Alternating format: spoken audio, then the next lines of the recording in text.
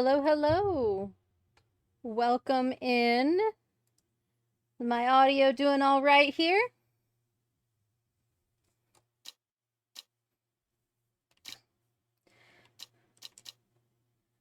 I hope everybody is having a great day. Welcome to PyroKitty's Tavern. I am the Tavern Keeper here, April the PyroKitty. And welcome, welcome. We welcome you to a new part of our tavern. This is the Magic Library. And we'll be telling some spooky, not scary games from here for the month of October. We're going to start out our spooky, not scary month with some Strange Horticulture. We'll be playing that today and on Thursday this week. All right. As you can see, I am donning my witch hat for our spooky, not scary month. Big thanks to Suntroa for getting that going for me. Oh, nope.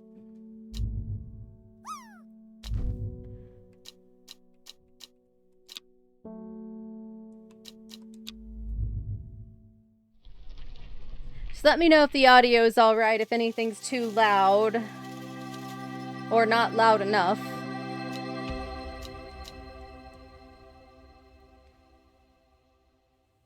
All right. Let's get started on some Strange Horticulture. The streets of Undermere are narrow and claustrophobic. In many places, the buildings lean out at the upper floors so that the neighbors can reach across and shake hands, or more likely, exchange unpleasantries.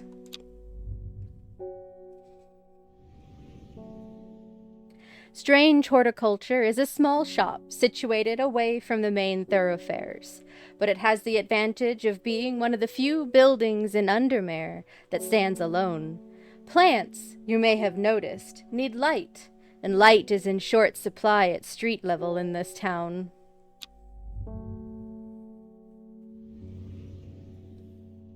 Recently, the shop passed to me after the death of my uncle. There is much to learn, but one thing is already clear. The rare and unusual plants that he stocked have their uses, after all.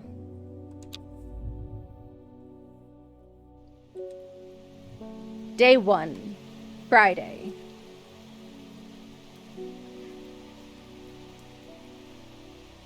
So it has a zoom feature.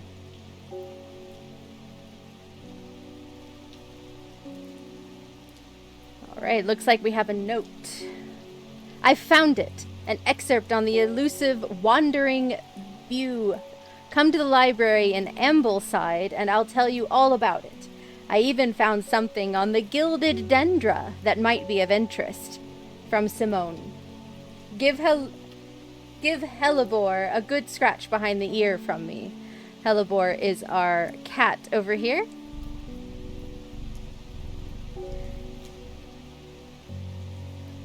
These are our plants we have so far.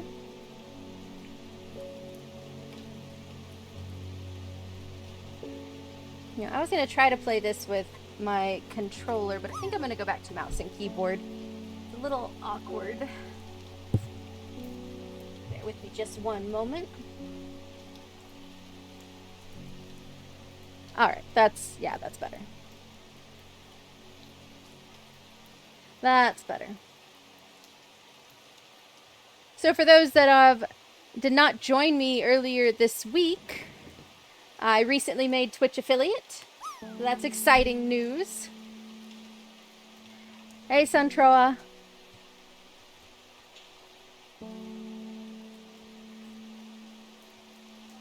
Welcome in. Alright, so we're going to put our little note over here in our drawer for letters. It looks like we have another letter in here. What does this say? Dangerous plant. Grows sparsely in the hills to the northeast of Blackbarrow. Keep it secret. Okay, so we'll have to go searching for that. So I have played this game once before. It does look like it's changed a little bit. There's these Halloween pumpkins that might just be for Halloween season here. So you fill this bar, your will to explore, and you can go out and look in the map. Speaking of, there's that bar. And you can go and explore these different areas, and you get clues as to where you should explore. Trying to remember, what are my keybinds?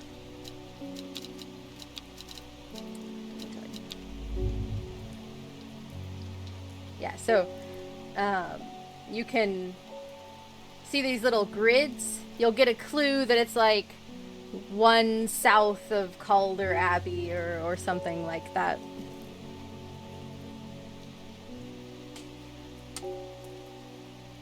Alright. So we have a couple letters. We have some exploring we could do.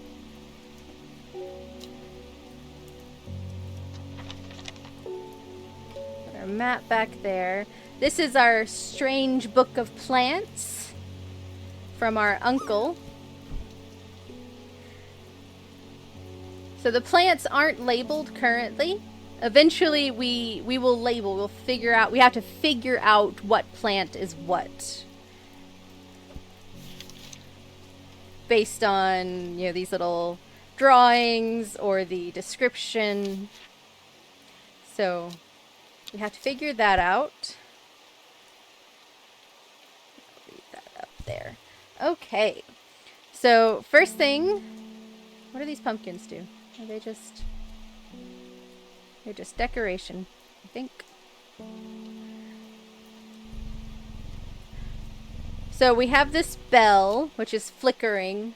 So that means that there is somebody wanting to come in the shop to get... Usually they want to get a plant from us. We also can go ahead and do some exploring. But I just noticed... There it is. There's this scrap of paper up here with a little symbol on it. We'll have to figure out what that means later. Put that over here in our letters. Do you have any other scraps of paper laying around? So like I said, I have played this game once before, but it is a game that has very different outcomes every time you play it. If you just change like one thing, the endings could change. Oh yes, you can also look at the up-close information about each plant. Okay, so let's go ahead and see what this person needs. This is Victoria Gray. I must have walked past this shop 100 times without ever stopping to look. What a wonderful place to spend your day, surrounded by plants. I came here because I have an unusual request. At night, I hear whispered voices, too faint to hear clearly, coming from the floor above me, but nobody lives up there. The rooms are empty. My curiosity has got the better of me. I must find out what they are saying. So now we must figure out what St. John's poppy is. So we're going to go to our index and look up what is St. John's poppy. The vibrant petals of this flower can be brewed to create a draught that can greatly improve the imbiber's hearing ability. The flowers of the St. John's poppy are bright red with a yellow center. So now we have to see if we have any plant that matches that description. I think this one does. Red with a sweet scent. Doesn't say anything about the scent, but the image definitely looks the same. So we're going to give this one a try. Use this plant. And we correctly identified St. John's poppy. And we got a new book entry as a reward. So we learned about the clavilium According to legend, clavilium can be used to open any lock, no matter how complex or secure. The heart-shaped leaves have earned this plant the nickname Lovelock. So now we've got that to go in our book. All right. So it looks like we have another person wanting to speak to us. David Schaefer. Good morning. Bloody awful weather out there today. Good for the plants, though, eh? Got a letter for you. This is the postman. Let's see what our letter says. Gosforth is a hateful town. I was beaten and robbed and left to die in the streets. After many days, I was rescued by a kind stranger, just as I had come to fear that wickedness had infected the heart of every soul in that cursed place. I began my recovery in the woods to the south of the town with a group of travelers. On the northeast corner of the woods, I sat and stared at a bright flower, and tears flowed down my face at the reminder that there is beauty in this world. I shall be returning to Undermere soon.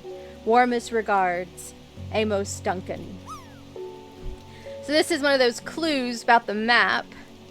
South of the town of Gosforth, on the northeast corner of the wood.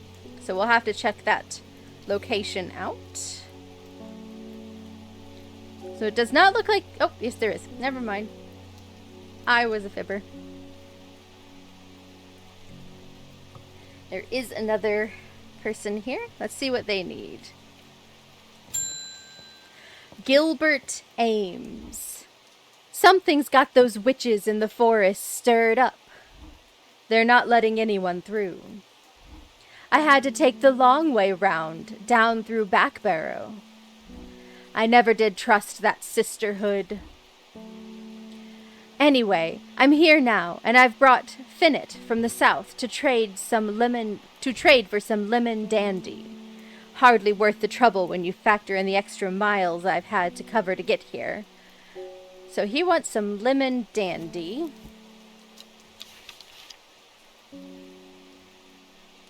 What is lemon dandy? Its curled leaves are thought to be the origin of the name of this plant, supposedly referring to a peeled lemon rind.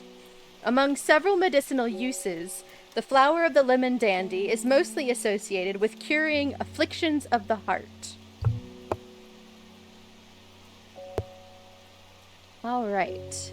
Well, this one has those curled leaves. Like a lemon rind. Okay, yeah, that looks like that picture. Got that, got that. The smell is faintly off-putting, but not overpowering. It doesn't talk about the scent. But you know what? We're going to give this one a go. And we are correct. We identified the lemon dandy, and then in return, we got a new plant.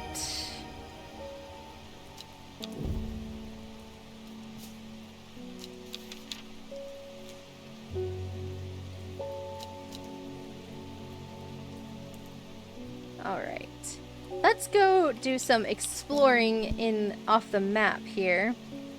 We've got a couple clues we need to follow. So this first clue is to go to the city of Ambleside. So let's pull up our map. Here's Ambleside, so let's go. Here we go. The library here in Ambleside is one of my favorite haunts. Simone, the librarian, is always helpful and friendly and shares some of my passion for unusual plants. Today she's grinning ear to ear and can't wait to show me what she's found. So we have 2 new book entries that we discovered in the library in Ambleside. The Gilded Dendra. Do not drink the sap of this plant. The lips and veins will turn black as the blood succumbs to Dendra's miasma, a sure and painful way to die. The poison is so potent that even touching the leaves of the plant can be painful. Oh, I didn't mean to close both of them. The other one was Wandering Bew, so called because this fungus can move slowly in the dark. It has been known to cover distances of up to several meters in a single night. The gills on the underside of this mushroom form beautiful flowing lines. They are also quite hard and sharp, earning this plant the nickname Finger's Bane. Alright, so we completed that. So we have another clue here. We still have some more will to explore. So this is... let's see. The woods to the south of Gosseth. Or Gosforth. So south of Gosforth, here's these woods. Began my recovery on the northeast corner of the woods. So this would be the northeast corner. So let's go explore there. See if we got the correct spot. Oh, I forgot. I have to click that first. Alright, we'll go check here. The wood has a calming effect on my mind. It does me good to escape into nature, away from the stench and clamor of Undermere. It is not long before I spy a bright flower among the trees. Alright, we collected this plant.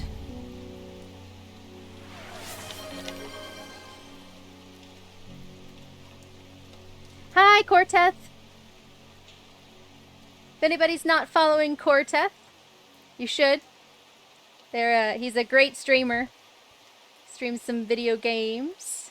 And he and I have something in common in that Suntroa also designed his avatar. Oh, I gotta redeem. Thank you, Corteth. I will drink some of my water here.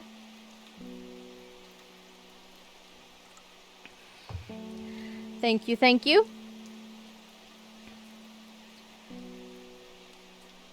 Not used to the redeems yet.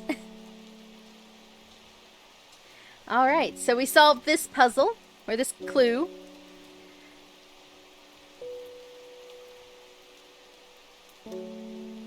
So we also have one more clue.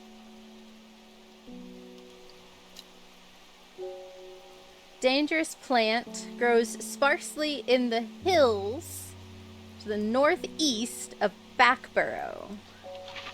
Alright.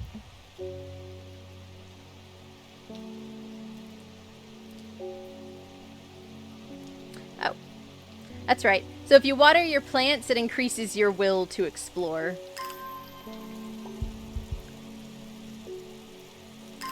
There we go. So, the hills northeast of Backborough. Well, here's Backborough.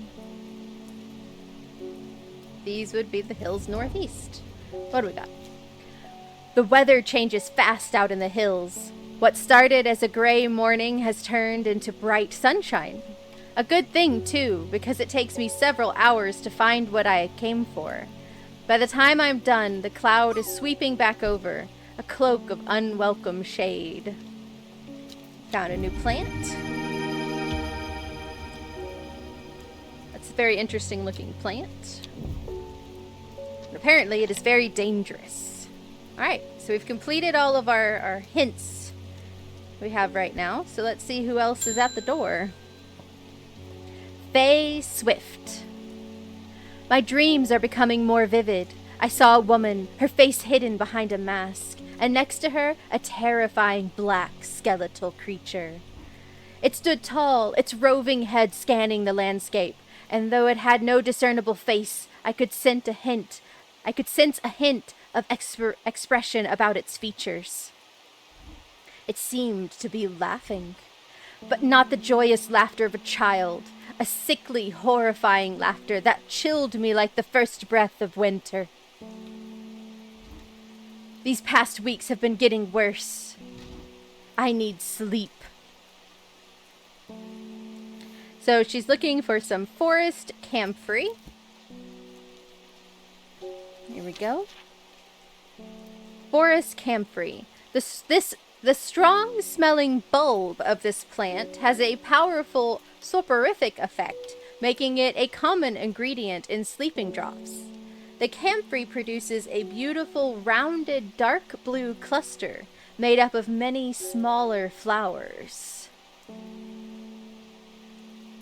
So this one has potential. The flowers don't quite look right, though. Oh, and it smells pleasant. I don't think that's it, though. Those flowers just don't look quite right. Let's see if we have anything else.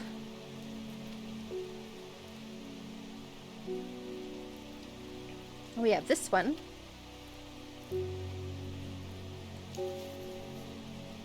It's pungent, but not unpleasant. The bulb is soft yellow. The leaves are waxy. Okay, so yeah, so this talks about a bulb. And dark blue cluster. Okay, so this must be it.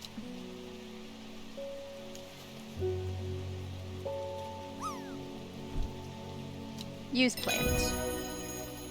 Plant identified, and we got a new book entry out of it for the Butterdale.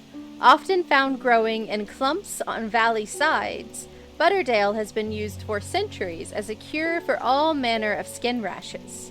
The dark green leaves can be stewed and mulched to form a poultice. The flowers smell buttery to some people. All right. Nora Butterfield. Got any wandering beau? That always reminds me of, oh, what's his name? That old hermit inventor, the Wanderer. Anyway, the beau, if you've got it. We got the page for the beau. Let's see if we could identify it. So it's a mushroom. Let's see what mushrooms we have.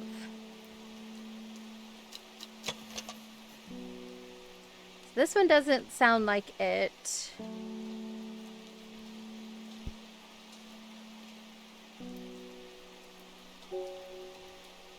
Smells strongly of soured milk. Yeah, I don't think that's it. This is the other mushroom we have. Not as spongy as most mushrooms. In fact, the undersides are somewhat sharp. Red warts protrude from the caps. So this sounds like the correct one. Let's give her that. Plant identified. And we got a new book page for Lady of Summer. The leaves curl round delightfully, which, combined with an attractive flower and a hardy nature, make this a sought-after ornamental plant. Aids with conditions of memory deterioration associated with old age. Alright, and that is the end of our day. We don't have any more clues to explore. We just have this picture. So let's start the next day.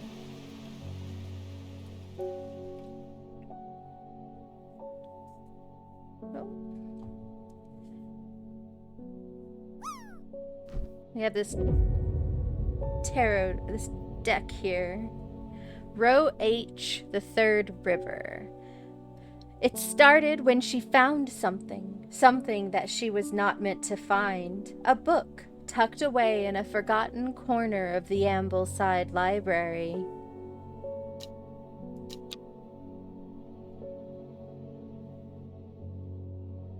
Day 2, Saturday. Alright, so let's open our drawer here. Got a clue.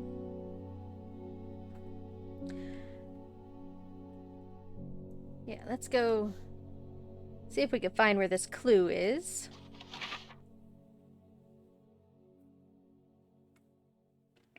So row H, it says the third river. So let's get our There's row H. There's river 1. It's river 2. And that's river 3.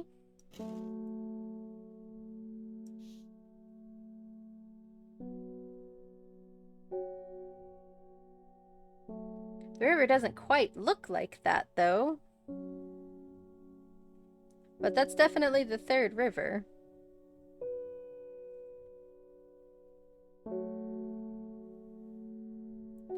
Let's give it a go.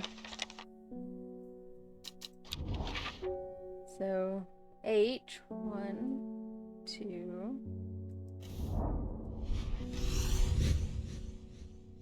So that was the correct location. A dead deer in the river, yellowed bone protruding from matted hide and rotten flesh. Death for many. Death for one becomes life for many. Got a new plant. This pretty flower. Alright. So no more clues for today. Let's see who's coming in. Isidore Burbage. Bring me a sample of Apis demissus. And be quick about it. That damn cat is setting off my allergies. Shouldn't have an animal in a shop like this. Okay, so we're looking for Apis demissus, which must be the scientific name. So we're gonna have to flip through here.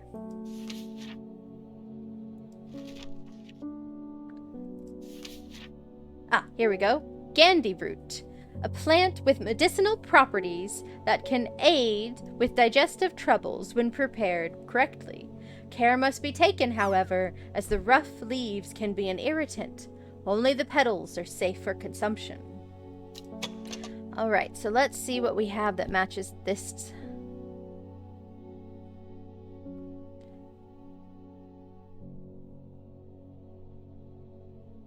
Let's see.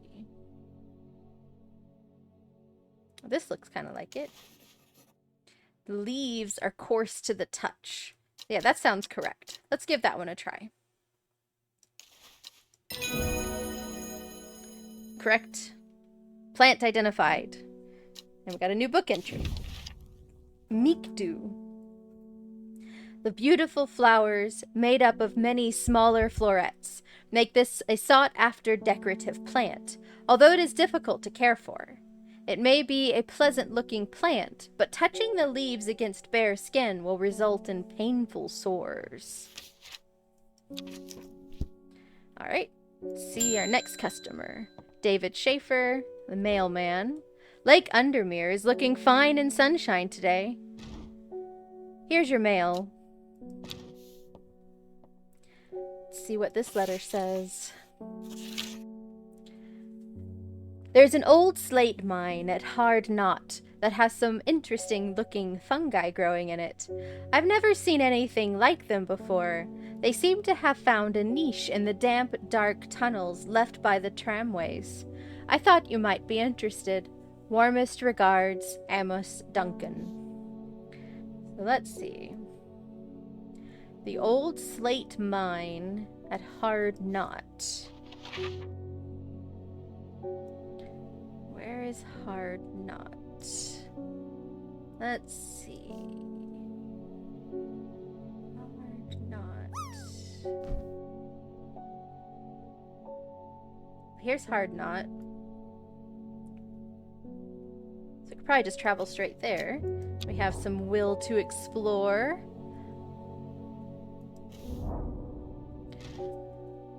An iron gate, rusted by years of abandonment, sits across the entrance to the tram tunnel. Rusted it may be, but it won't budge. It's locked. Now remember, we have a plant, Clavilium, that according to legend, Clavilium can be used to open any lock, no matter how complex or secure. It has heart-shaped leaves. So let's see if we could find this plant. Something with heart-shaped leaves.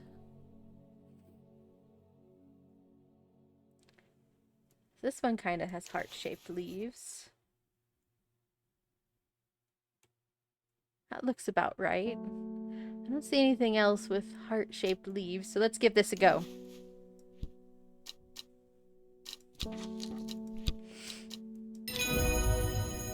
Plant identified. We got a new book page. Auguria.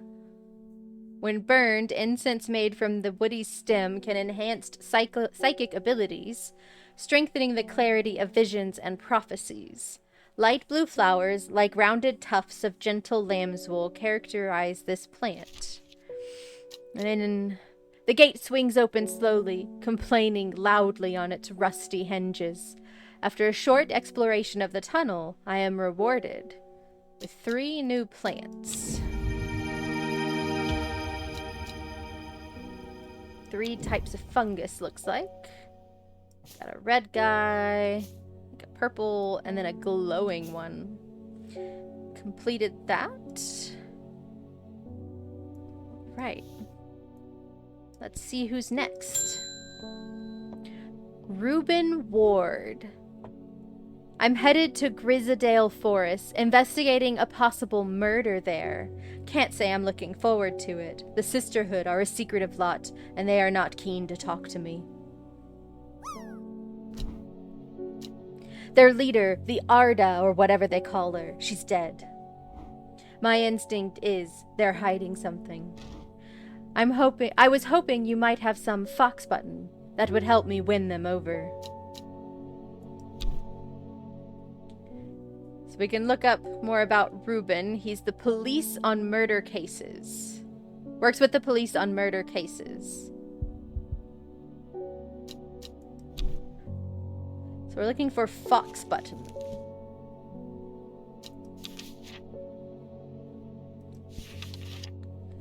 An offering of Fox Button is considered by some to represent a contract of friendship between strangers. Thick, shiny leaves grow in opposing pairs along the stems. Alright, so let's see if we have anything like that up here.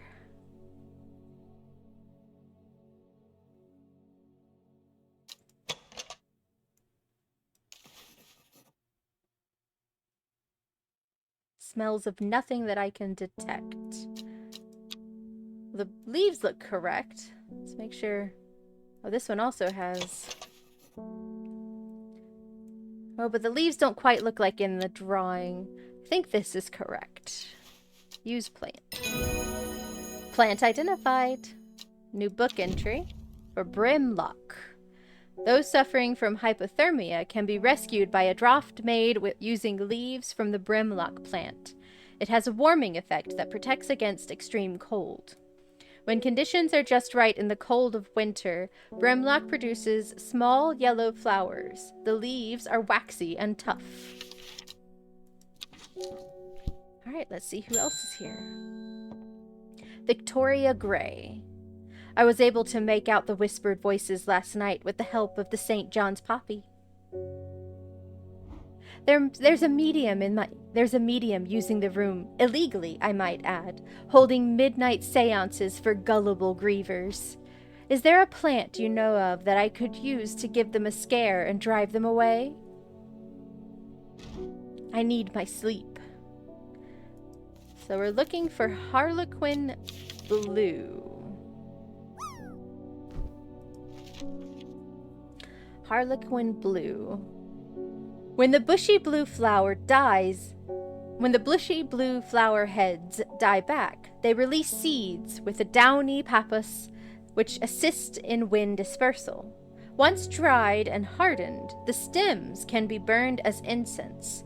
As they burn, they let out high-pitched shrieks, widely believed to be the spirits of dead souls trapped within the plant.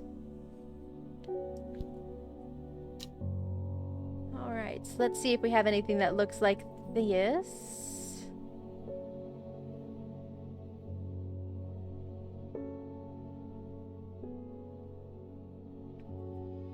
Bushy blue flower.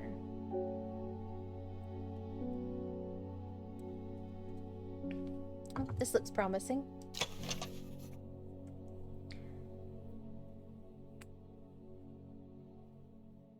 Blue flowers Light, airy scent. Doesn't say anything about the scent, but I feel like this is correct. Those flowers look pretty dang close, and I don't have anything else. Let's give that a go. Plant identified. We learned about shimmerlung. The dried stem of the shimmerlung burns very brightly and noisily, letting off a near blinding white-purple light. Flowers grow wrapped in large, rigid leaves.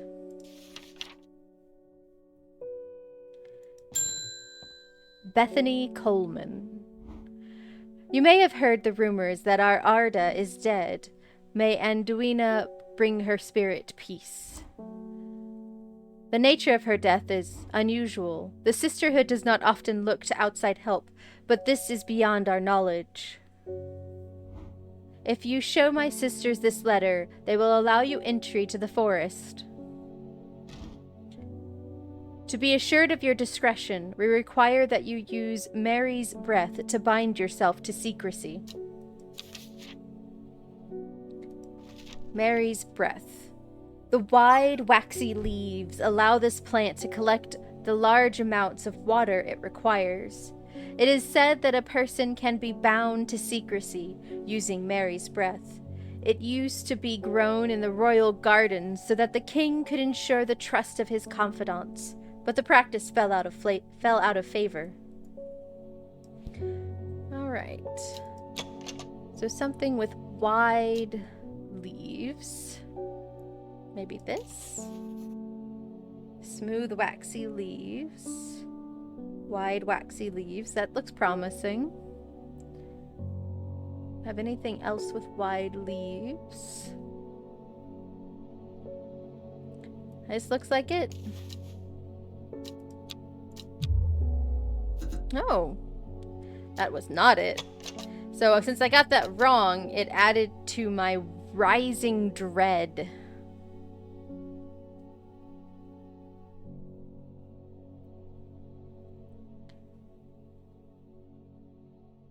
Which I guess you could say is like my health bar in this game.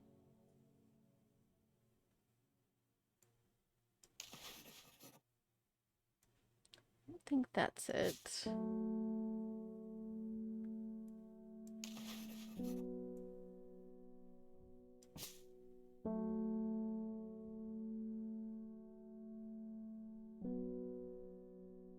Oh, maybe this? The veined leaves have a waxy finish. Ah, I see. So this leaf has a lot of veins on it. So this must be it. There we go. Mary's breath. Plant identified. And we received a letter.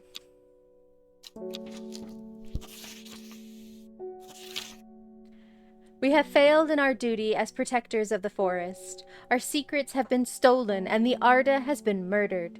You will find us deep in Grisadale Forest, a mile from the lakeshore across from Torver. Please help us.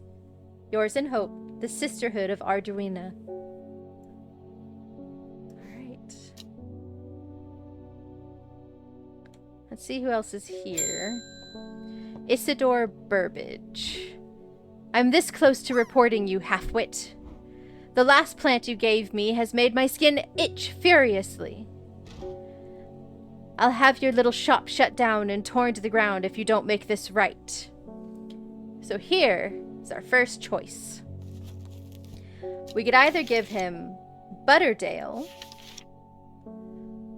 often found growing in clumps on the valley sides. Butterdale has been used for centuries as a cure for all manner of skin rashes.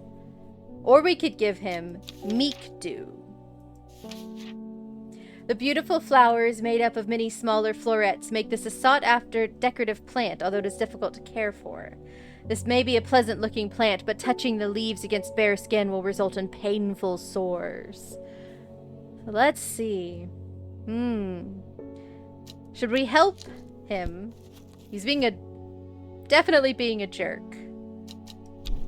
Last time he came in, he wanted this Apis demissus and was complaining about the cat in the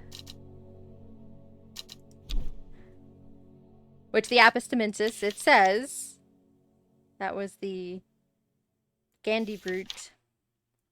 It has to be properly prepared. The rough sleeves can be an irritant. Let's see.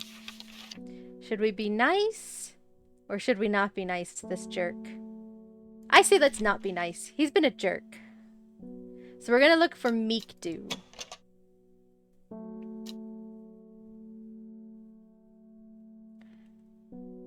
So the flowers look like this. So it's like they're made up of mini flowers. So another one like that, I think.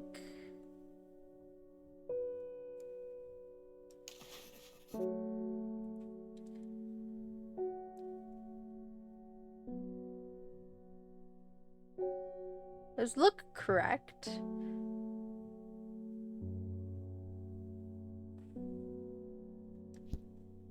Have anything else like that? That's not identified. No. We're gonna go with you. We identified Meek Dew.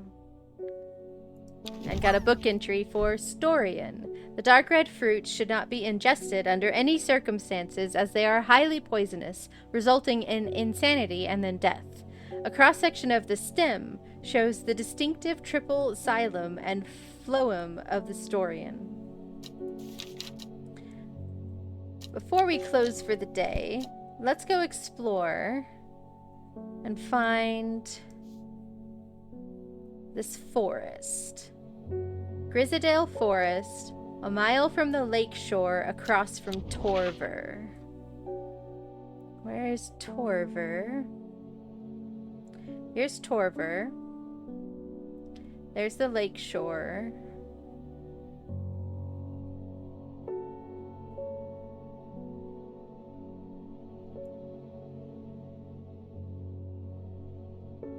A mile from the lake shore, across from Torver.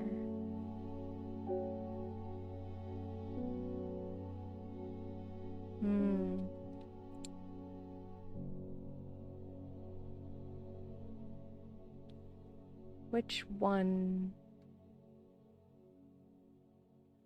Let's try this one.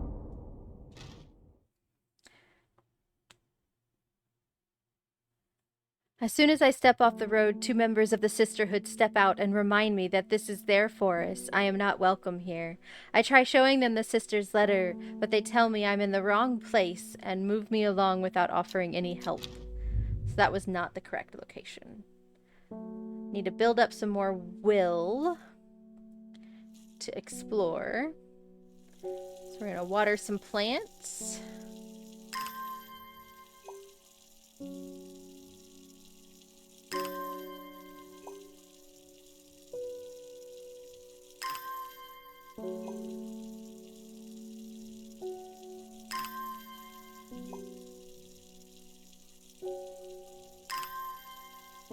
One more should do it.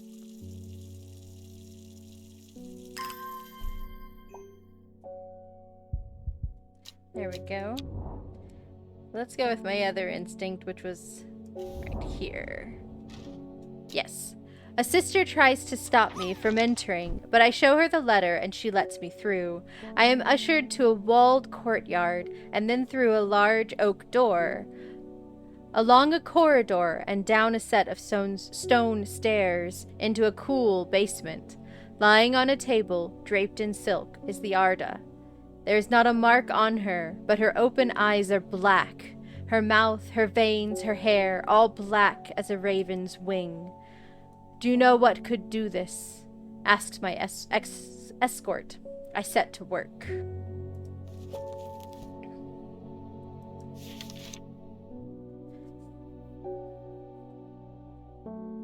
So I need wren.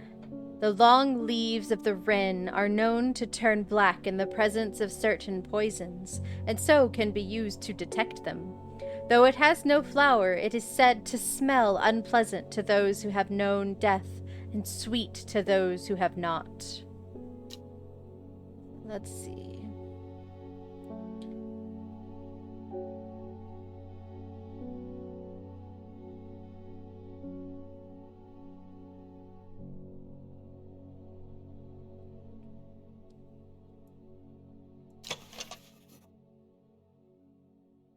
Those leaves don't quite look correct.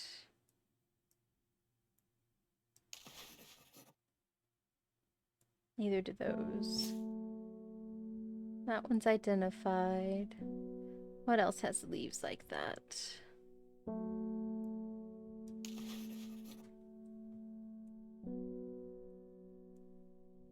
Pale yellow flowers. The leaves are quite soft. Has no flower.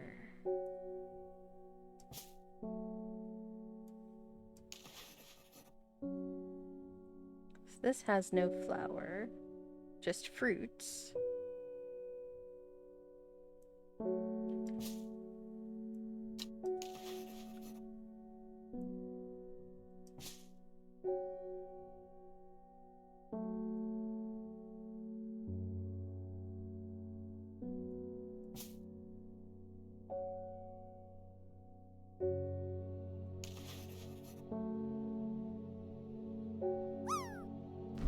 The long leaves of the wren are known to turn black in the presence of certain poisons. Though it has no flower, it has a smell unpleasant to those who have known death, and sweet to those who have not. I think this is it. Let's try. Plant identified. We got the entry for gray sandfire. Sandfire has a tough outer bark which has many useful properties. Some chew it as a form of dental hygiene, taking care not to swallow as it can cause unpleasant stomach distress. The flame-like tendrils give off a smoky scent, adding to the impression of a roaring fire. Alright. I extract a sample of the Arda's blood and introduce it to the wren, and my suspicions are confirmed immediately. The leaves of the wren turn black, which can only mean one thing: gilded dendra poisoning. Upon presenting my findings, I am rushed away quickly. The sisters do not want me hanging around, it seems. They do, however, send me on my way with a couple of plants, for which I am grateful.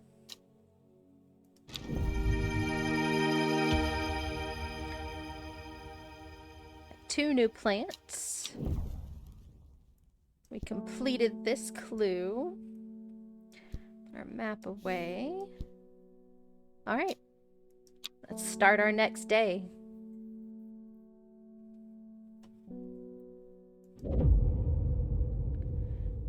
North of Hawkshead, east of Lowick, west of Rustland, south of Crinkle Crags.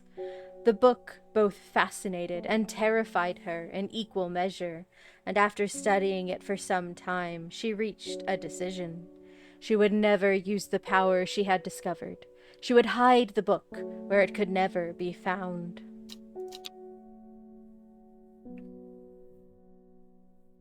Day 3, Sunday.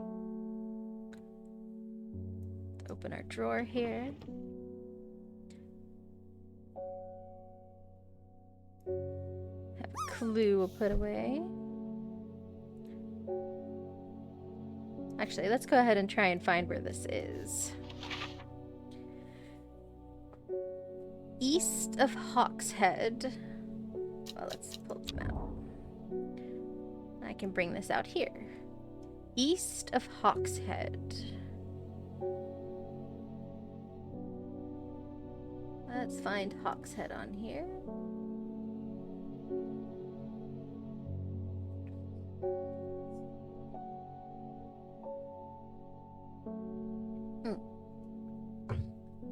North of Hawkshead. Okay. East of Lowick. So where is Lowick?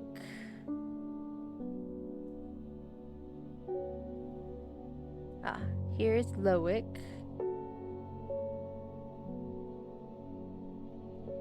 East of Lowick, but north of Hawkshead. West of Rustland. South of Crinkle Crags. So that leaves this square. We're south of Crinkle Crags. We're north of Hawkshead. We are east of Lowick and west of Rustland. Clue completed. My eyes are drawn to the silhouette of a grizzled old man. Standing at the edge of a field, his mind is broken, seemingly beyond repair. Vacant eyes fixate on nothing, a whisper of an expression as my gaze sweeps his face, but only a whisper. He raises his arm, points. I follow his outstretched finger and am surprised to find a cluster of wildflowers growing there, hidden from view. It's kind of intentional, Suntroa. And we find 2 new plants.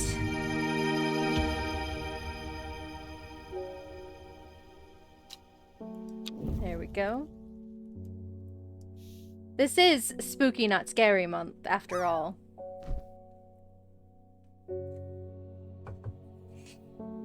Alright. Let's see who has something to talk to us about today. Wilbur Miller. I'm looking for a plant. Lady of what's it or something or another. Ugh, I'm no green-eyed drarer, that's for sure. My mind isn't at all what it used to be. It's the one that's supposed to help with mental decline. So we're looking for Lady of Summer. The leaves curl round delightfully, which, combined with an attractive flower and hardy nature, make this a sought-after ornamental plant. Aids with conditions of memory deterioration associated with old age. Alright, so we're looking for a flower like that.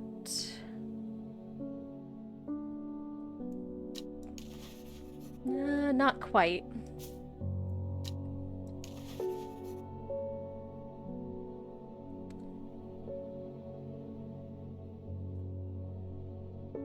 That seems possible. Dark blue petals.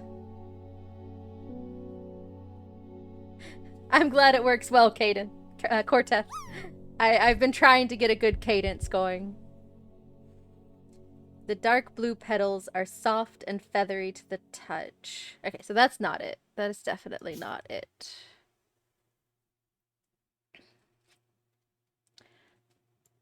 Move you guys in here.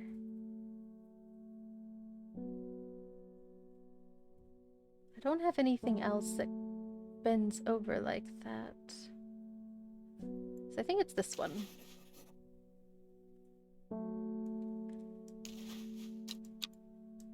Used plant. Plant identified. Got a new book entry. Fennet. Chewing the tough root of this plant is said to ease gastric distress and reduce anxiety. It has long, soft leaves.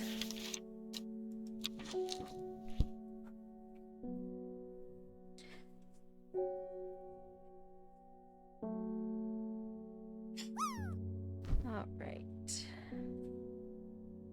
Yes, we have someone else at the door. David Schaefer, the mailman.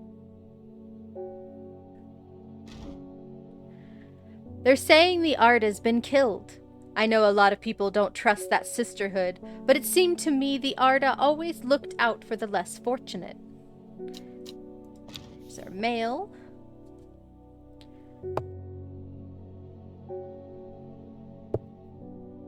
Let's see.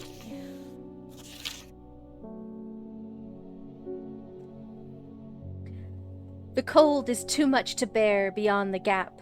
I was forced to turn back. I would advise against it, but if you are determined to explore Great Gable, be sure to take precautions. Knowing you, I'm sure you'll have a plant up your sleeve that can keep you warm should the weather turn against you. Alright, so let's go explore this area here. We do have a plant for warmth.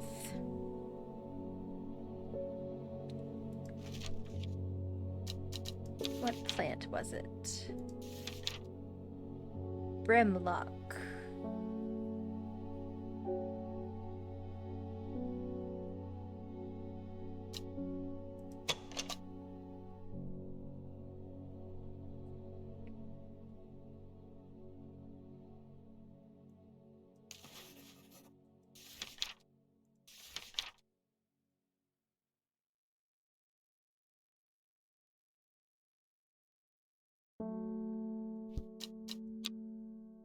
Alright. So let's go.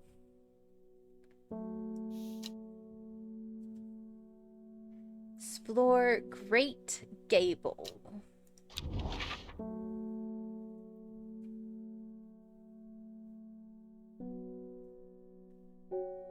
Where's Great Gable?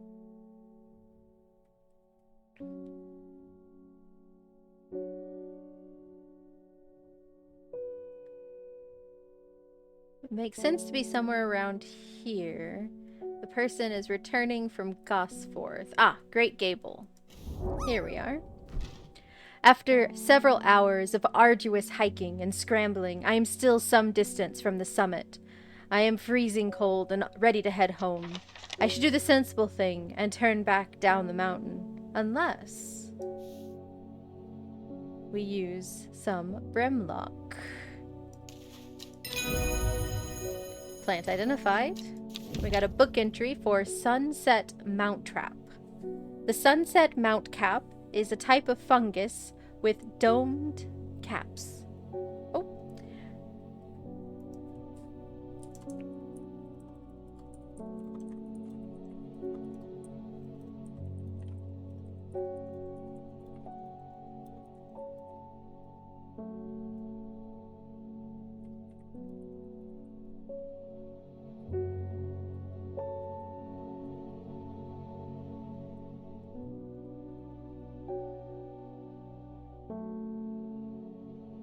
Sorry about the ad break.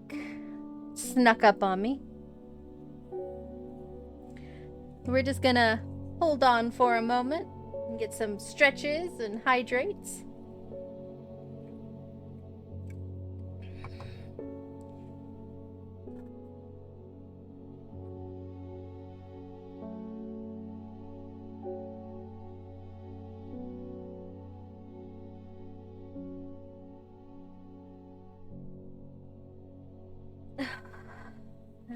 Everybody stretch.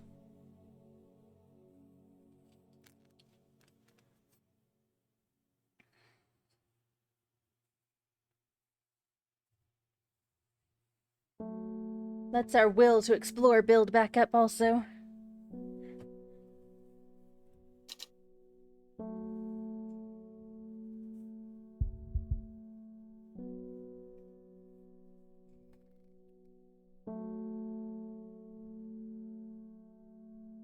Drink a little bit of water.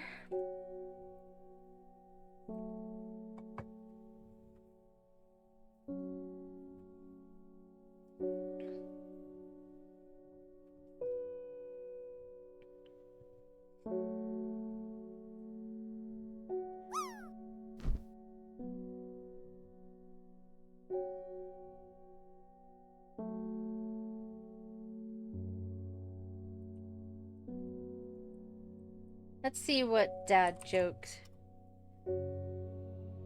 I needed a password 8 characters long, so I picked Snow White and the 7 Dwarfs. Aw, that's terrible, Siri bot. Siri. Siri.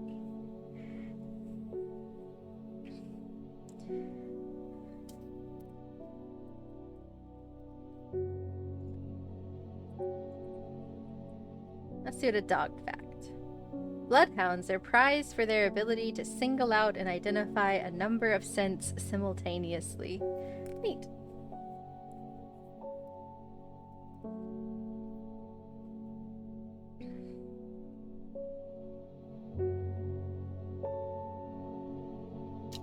Alright, are we back from ads? Sorry about that. They snuck up on me.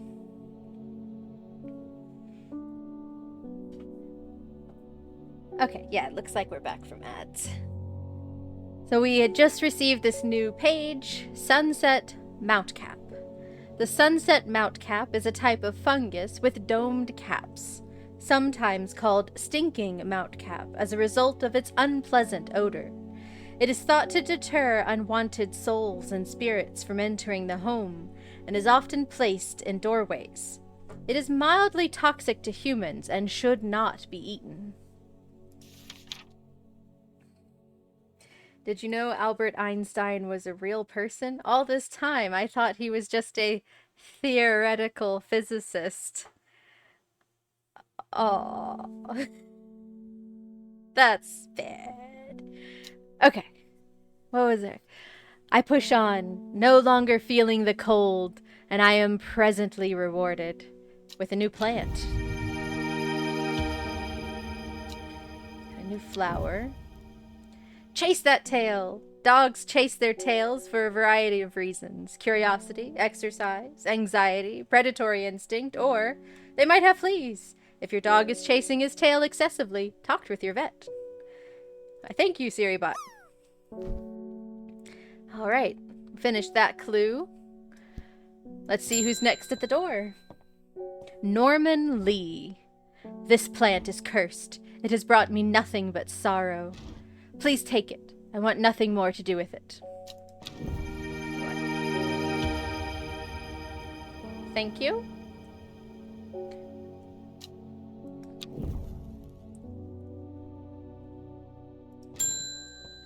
Simone Green. Hellbore! Always a pleasure, my feline friend. I hope he hasn't been nibbling the plants again. I have a favor to ask. You owe me for the hours I spent digging out the information on those plants. I've been burning the midnight oil again, and could use some common trowse, and I know where to find it. According to Grayson's herbology, it grows in abundance on red pike. I'll come by the day after tomorrow to collect it. I have business in Sedberg in the meantime. Here, take this. Common trowse. Despite being described as common, the trowse can in fact be quite tricky to find. However, it is known to grow in abundance on the slopes of red pike. Nobody knows why. Its leaves have been used for centuries as a balm against eye strain. I guess we're going to red pike.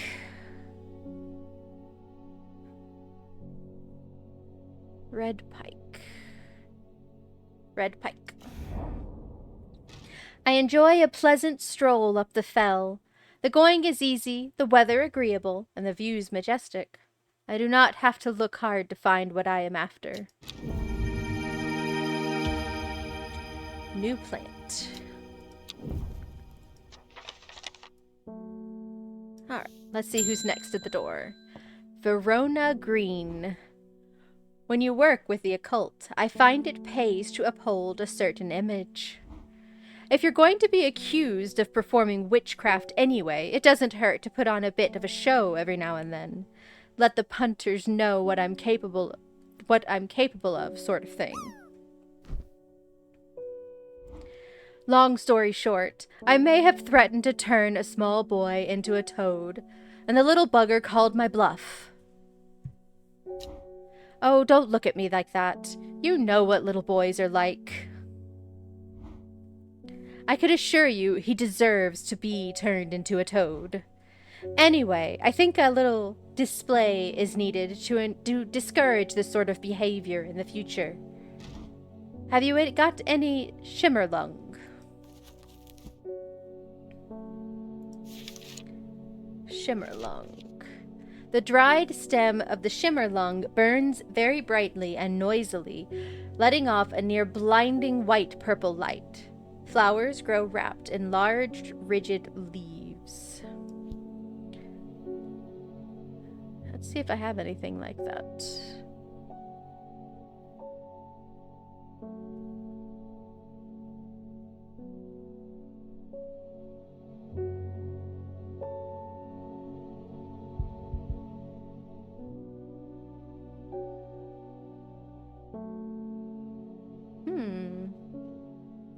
I don't actually see anything like that.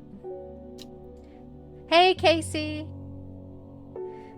If you guys are looking for some great art here on Twitch, I recommend checking out Casey Snow Art. She has an awesome stream, very wholesome, and some great art. We are having a nice cozy time, a little spooky cozy time. here in the town of Undermere with Strange Horticulture. You're welcome. Let's see. Or maybe this is it. Oh, this looks promising. Pleasant scent. Leaves have stiff ribs. So as a reminder, thank you, bot.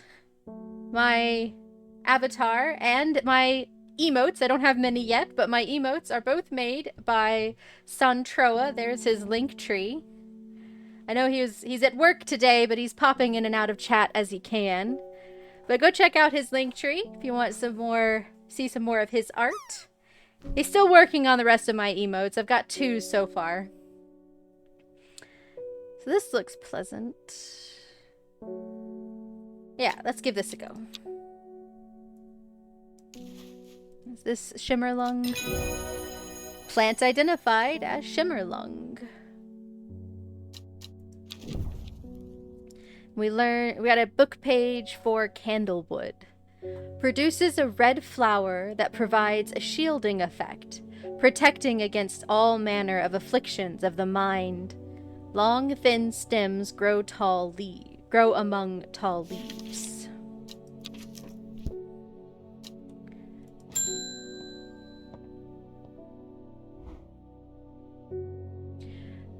Ruth Douglas. There is a beautiful plant that I've been looking for all over, but nobody seems to have any. Something. Monk brew? I'm not sure. I do know that you shouldn't touch the leaves, though. That sounds like mink dew.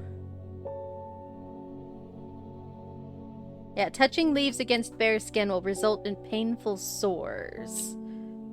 So I think that's mink dew you're looking for. We are correct. That's the end of the day. We could go explore again, but I don't have any clues. Sounds like poison ivy, yeah.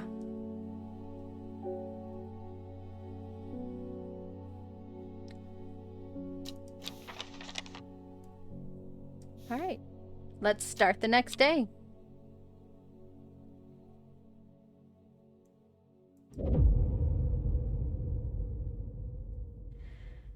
Time passed, a year, and then another. The book remained hidden, but out of sight did not mean out of mind. The book was what her thoughts settled on when she rested, what she brooded over when she did her chores, what she pictured when she dreamed. Yeah, it's not scary in any way, but it's definitely got like some spooky concepts, and you sort of figure out what's going on. That's kind of the intention. I wanted it to be like I'm telling stories here. Day 4, Monday. I hope you like the hat that Suntroa added to my avatar for Spooky Not Scary Month.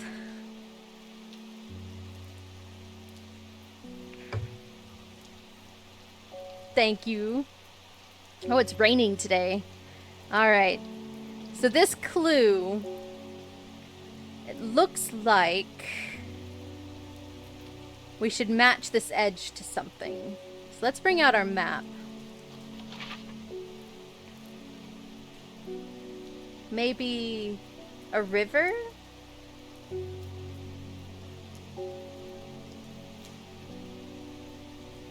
Or a lake? Definitely looks like this is the marker. So what does that match? Let's see. It's very specific. Does it match here?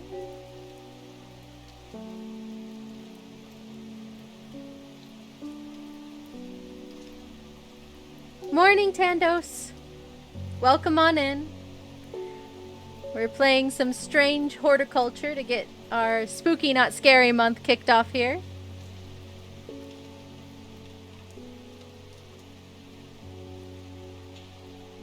looks more like a lake shore. I can't turn it.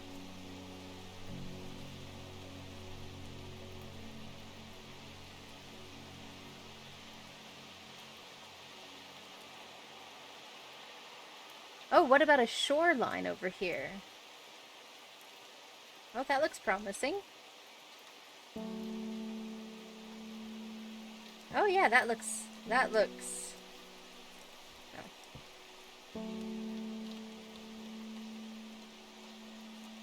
Yeah, that looks right on. That's gotta be it. So... here. So... let's see.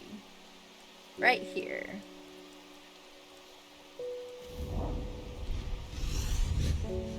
The gentle sound of flowing water, the sunlight through scattered clouds, a reset, and 2 new plants.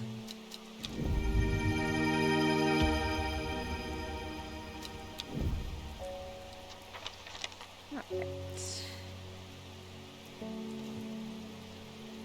No more clues for the day, so let's see who's at the door. Reuben Ward. The Fox button was no help, I'm afraid. The sisterhood still refused to speak openly with me.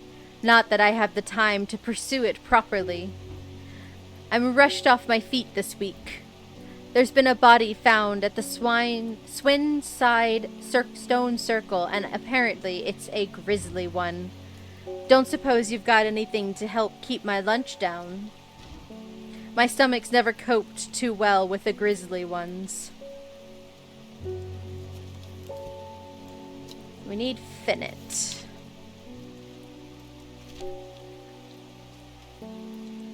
Chewing the tough root of this plant is said to ease gastric distress and reduce anxiety. It has long, soft leaves. Alright, so we're looking for leaves that look like this. It does not say if it has any flower or not. I feel like somebody gave us a Finnet at some point.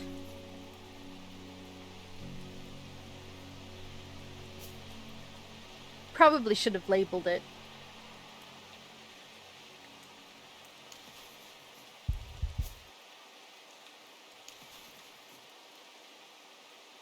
Those don't look quite right. The leaves are quite soft. This looks promising. Pale yellow flowers, the leaves are quite soft. Let's set that over here. That looks promising. Those leaves don't...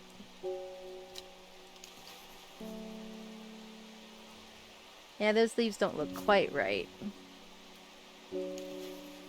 Neither do those. Well, let's give this one a try.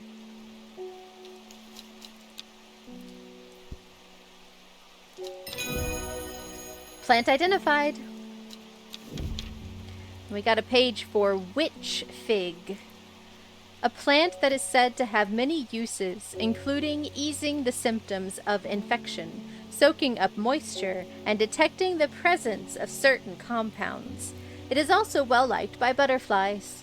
It has similar leaves to the fever kiss plant, which it is often confused with.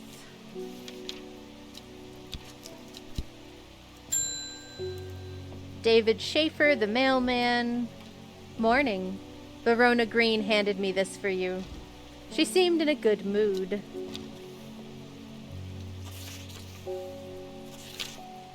I meant to tell you this yesterday, but it slipped my mind.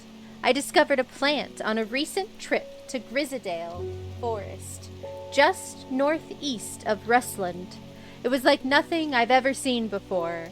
I would have brought it back with me if the sisterhood had given me a moment alone, but they seemed overly protective lately.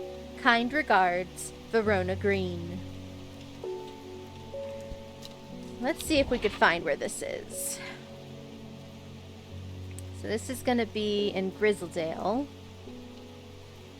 just northeast of Rustland. So here's Rustland, northeast. From the moment I step off the road, I can't shake the feeling I'm being watched. Suddenly, I find my way blocked by 3 women wearing green cloaks and holding short elm bows. "Nobody may wander freely throughout the forest by order of the Arda," says the leader of the trio. I turn to walk back, but then again, I have a few tricks up my sleeve. So we need Mellow Glow.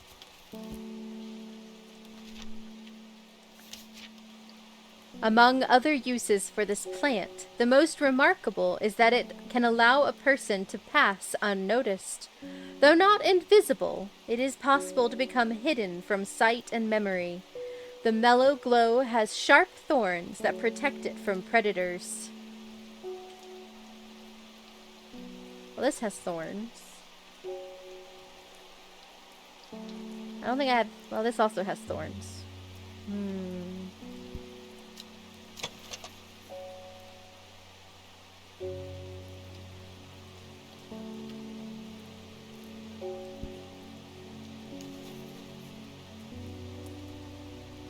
Well, this one specifically says sharp thorns. Let's give it a try.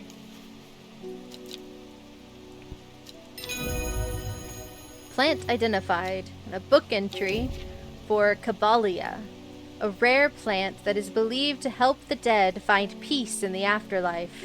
Those who can afford it place wreaths made from it at the graves of their loved ones. Caballia flowers almost always contain 6 petals. Finding a 7-petaled flower is considered to bring good fortune. With the help of the Mellow Glow, I walk right past the sisters without them paying me any heed. Chuckling to myself, I collect the plant that Verona talked about and take my leave.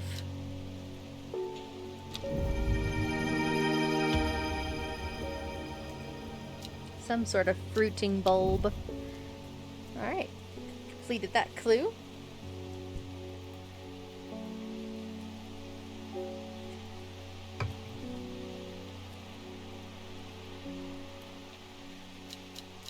Alright, who's next? Faye Swift. I am afraid. The camphor you gave me is helping me sleep, and I'm very grateful for it, but the visions are as strong as ever. The woman in the jade mask appears in my dreams every night. She screams at me, but I do not know why, and behind her, that presence is always there, dark and dreadful. I do not know what to do. The dreams feel like a warning that I don't understand, a mosaic of color that refuses to come into focus. Some part of me wants to stare down that abyss, but I am afraid. Alright, another choice. We could give her Auguria. When burned, incense made from the woody stem can enhance psychic abilities, strengthening the clarity of visions and prophecies. Or we could give her Candlewood, which produces a red flower that provides a shielding effect, protecting against all manner of afflictions of the mind. So we can help her see her vision more, or we could protect her from it. So they feel like a warning. It's a woman in a jade mask that screams at her with a dark, dreadful presence behind her. I think we should shield her. Sometimes you don't want to dive deeper into those spooky visions. So, you need to find red flower. Long, thin stems grow among tall leaves.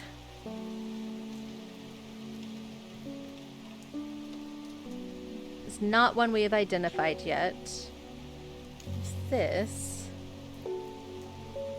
Bright red flowers at the ends of thin stems. This sounds like it.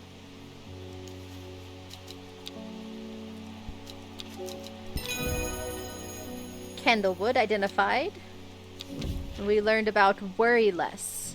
Worryless is an aptly named plant. Inhaling the smell of the flowers is said to help ease symptoms of anxiety. If only that were real. Alright, who's next? Margaret Elsbeth. We don't come to Undermere often, but I heard about your shop and I said to Francis we simply must pay a visit. It's a wonderful breath of life in an otherwise dreary town. I'm not the green-fingered one, and it's not really his cup of tea. Oh, I'm the green-fingered one, and it's not really his cup of tea, but I persuaded him the trip would do him good, and besides, he'll be wanting to take a boat out on the lake. Shame about this awful weather, though. You must come to Sizerger.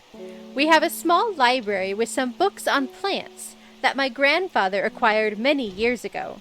I'm sure they will be of interest to a horticulturist such as yourself. And you are cordially invited to Sizerger Castle by Lord and Lady Elsbeth.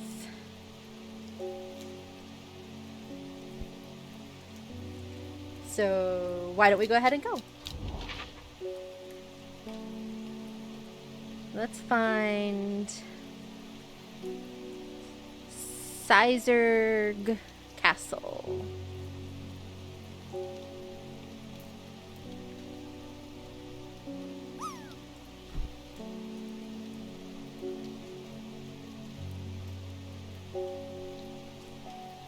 There we are. Sizerg Castle.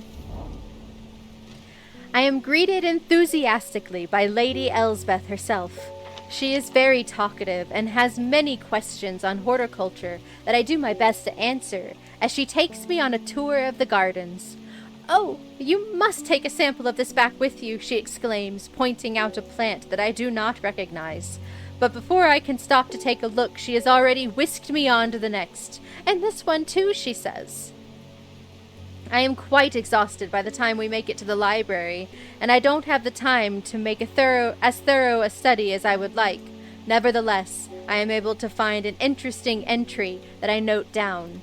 Don't forget these, Lady Elsbeth cries as I make to leave. She thrusts the plants from the garden into my hands, and I thank her warmly.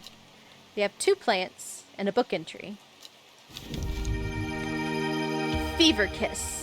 The red berries provide an energy boost that lasts several hours. The leaves are pale in color. Oh. Santroa has redeemed Givazar a treat. Is he on? Oh, yep, he's on camera there. So today Azar's treats are freeze-dried green beans. Let me get one out here. Looks like he's taking a nap, so give me just a moment. Is that?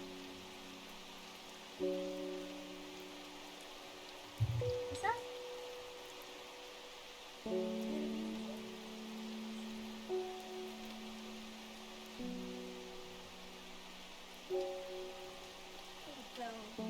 Good boy.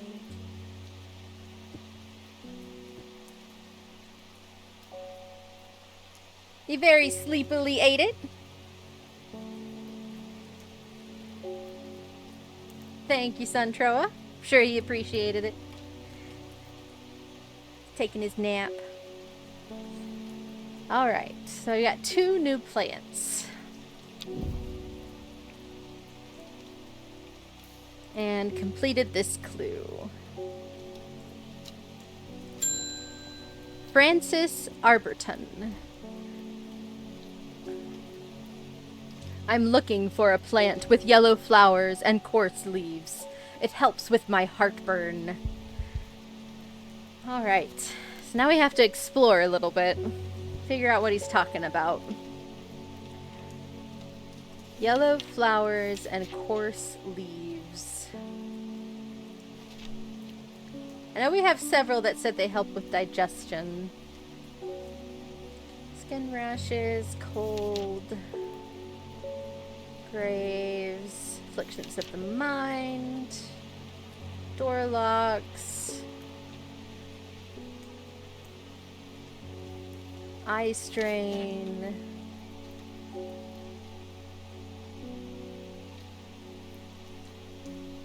grants strength, energy boost, sleeping draughts, contract of friendship.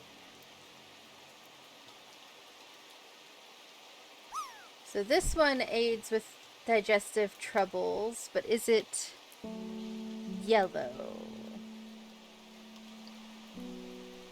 Yes.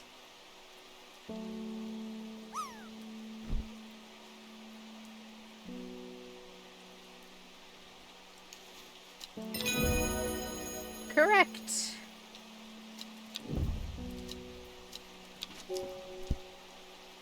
Alright, who's next? Selena Scott. They're saying Black Comb is haunted now. Bradley Miller told me he saw the ghost of a huge deer, antlers and all, but then Bradley Miller also says he can talk to squirrels. Either way, there's something evil in them hills, and I'm not taking any chances.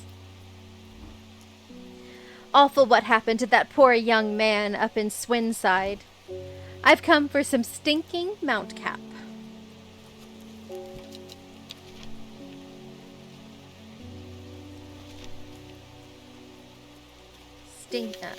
Oh. Okay, so Sunset Mount Cap, sometimes called Stinking Mount Cap. It's a fungus with domed caps. It is thought to deter unwanted souls and spirits from entering the home and is often placed in doorways. Mildly toxic to humans and should not be eaten. So we have a couple fungus. We have this one. Does it look right, though? Could be that one. That one looks differently. We've already identified that. Yeah. It stinks, apparently, so... Plant identified. And a new entry for Hinchuck. The fruit of the Hinchuck can have startling effects on memory. Even a small dose can result in short-term memory loss, but in larger amounts it has been known to cause severe amnesia. The tuberous bulb has an unusual structure, growing in bursts that give it a striped appearance when cut open. When the outer layer hardens and turns blue-green, it is ready to harvest. We have no more clues for the day. We have this picture, which we've had since day 1. Oh. These apparently click.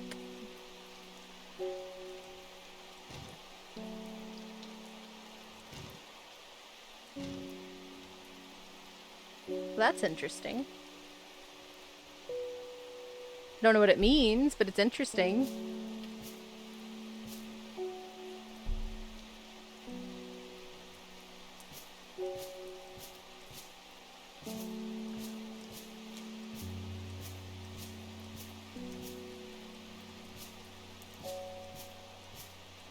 See if we've got any more clues up here in the ranks of the pots like we had that first day.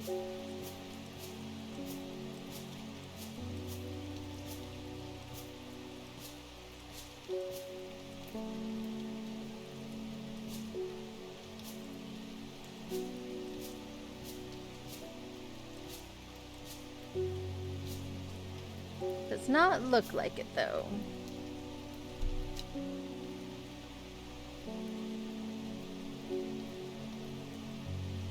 So we still don't know what this means. Matches that, though. Do we need to make them all that?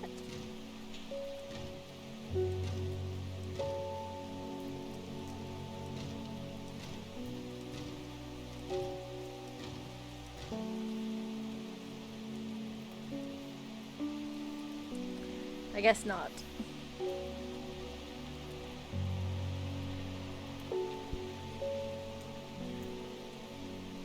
Well, let's start the next day.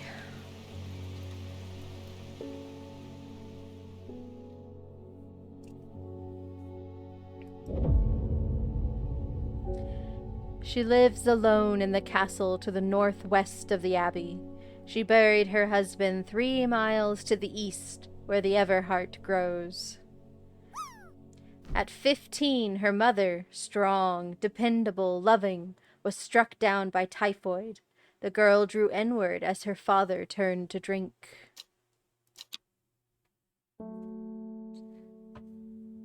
Day 5, Tuesday. So let's look for this clue.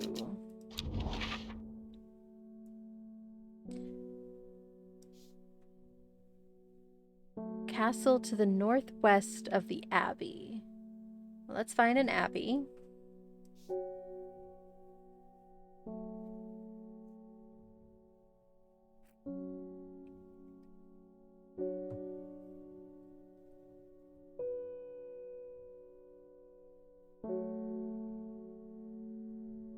Where is an abbey? Ah, there's an abbey. The castle northwest. And 3 miles to the east. 1, 2, 3. Clue solved. A dead tree, its bark cracked and blackened by fire, stands alone on the hillside. Off to one side, a patch of flowers grow on a low mound. A new plant.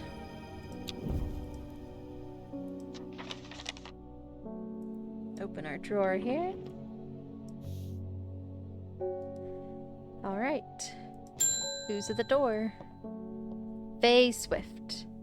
I must thank you. Last night, for the first time in weeks, my mind was calmed. I am no longer tormented by visions of the woman in the jade mask and that terrible monster. Now I'm wondering if you have some worry less to keep my over-anxious thoughts at bay. Worry less. So it has, worry less is an aptly named plant. Inhaling the smell of the flowers is said to help ease symptoms of anxiety. So it looks like that, and it has flower.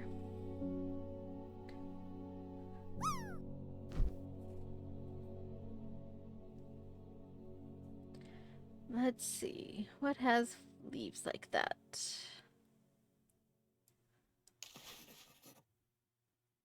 Not quite.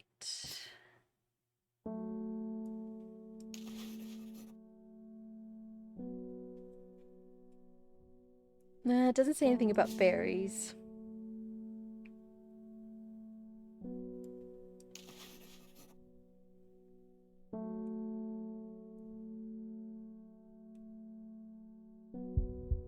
Maybe.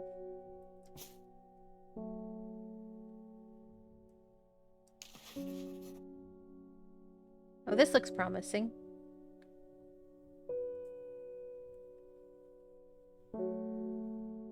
Those leaves look very similar. Sort of have that bulby shape. And it smells wonderful. Yeah, we'll give it a go.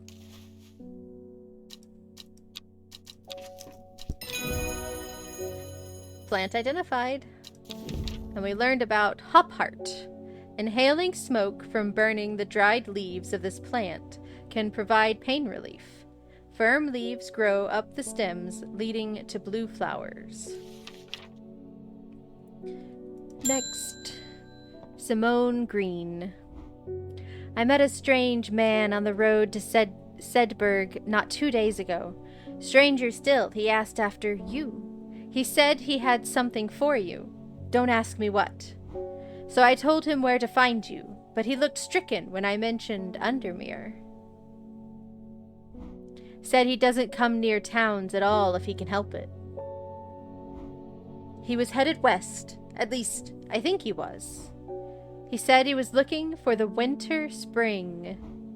I'll write this down for you. Anyways, that's my news. Did you manage to find the plant I wanted? Common truce. The common trouse. Despite being described as common, the trouse can in fact be quite tricky to find. However, it is known to grow in abundance on the slopes of red pike. No one knows why. Its leaves have been used for centuries as a balm against eye strain. So that's right, that was this one, I believe. We went to find it for her. Common trouse identified. We learned... Oh, and then we got this note. Man wanted to meet you. Head west from Sedberg, possibly near the source of the river Winster. Where's Sedberg?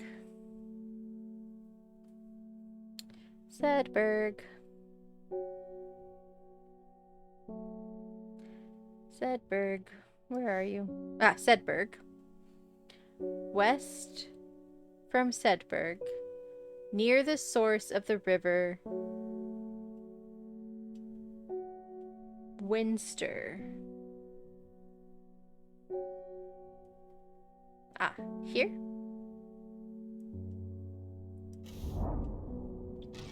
The hermit's camp is easy to find, nestled between two boulders above the spring.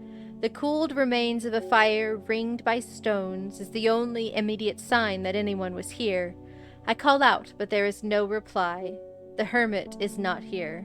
A more thorough search of the campsite yields something interesting. Tucked off to one side, I discover some broken pieces of wood arranged on the floor.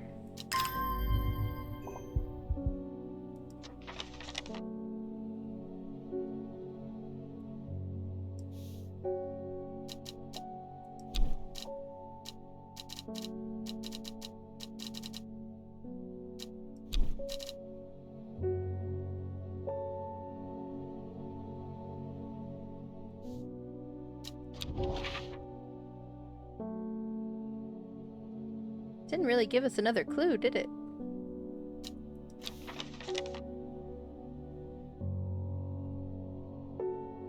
It said it. We found some wood, but...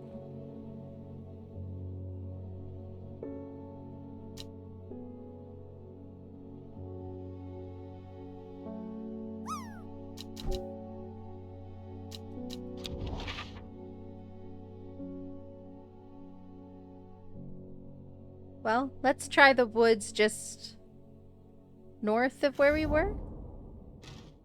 Oh. And we waste our will to explore. Could do that. Let's see who's next. Conrad Stanway. I am not long for this world, and I have decided that I want to be buried in a grave decorated with the rare and beautiful Caballia, like a rarer huntsman with their drentheum-covered tombs. Caballia. A rare plant that is believed to help the dead find peace in the afterlife. Those who can afford it place wreaths made from it at their graves on the at the graves of their loved ones. Caballia flowers almost always contain 6 petals. Finding a 7-petaled flower is considered to bring good fortune. So, looks like that.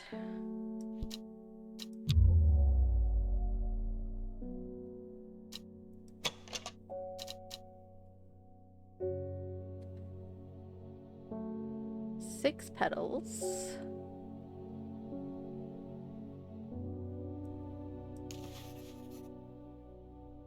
That's 5 petals.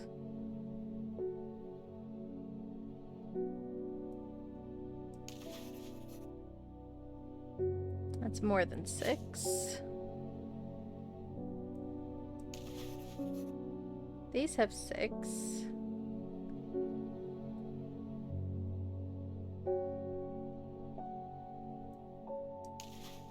Let's give it a try.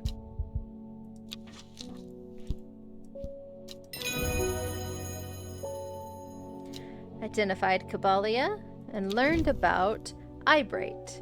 Take care not to touch its brightly colored thorns. They will do no lasting damage, but they contain a small amount of venom that will cause severe pain for several days after. A plant that only grows to the south in warmer climates, where they call it Loeth, after a long dead king, known to improve eyesight at night in even the darkest places. Alright. It really wants us to find this hermit, but I feel like it didn't give us the clue we needed.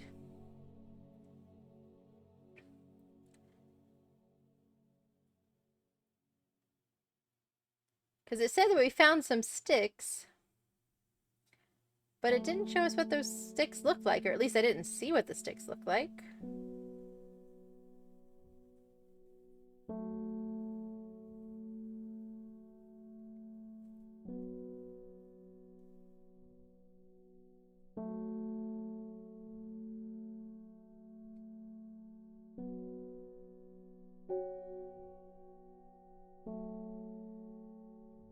Okay, yeah, so, sorry, I was just looking it up. Like I said, I have played this game once before, and I remember it gives you a clue, but it did not give us that clue. So the clue is instructions telling you to go 2 tiles down and 3 to the right. So, I don't know why it didn't give us the clue. I hate looking things up, but I knew it was supposed to give us a clue there. So, the hermit camp was here. So, 2 tiles down and 3 to the right. There we go. Is that I hate to look up where it is, but like I from my previous playthrough of the game, I knew they were supposed to give us a clue there. Why did you come here? Or why did I come here? Oh, strange. Strange indeed. Well, let's build back some will here. And I'll go back to the hermit camp. Maybe I missed something.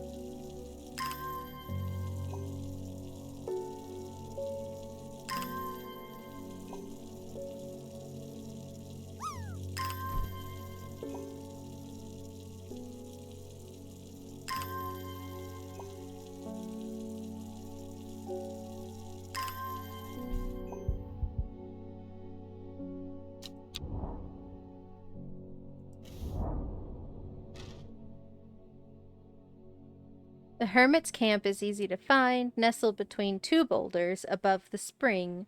The cooled remains of a fire ringed by stones is the only immediate sign that anyone was here. I call out, but there is no reply. The hermit is not here. A more thorough search of the campsite yields something interesting. Tucked off to one side, I discover some broken pieces of wood arranged on the floor. So yeah, so down 2. Right 3.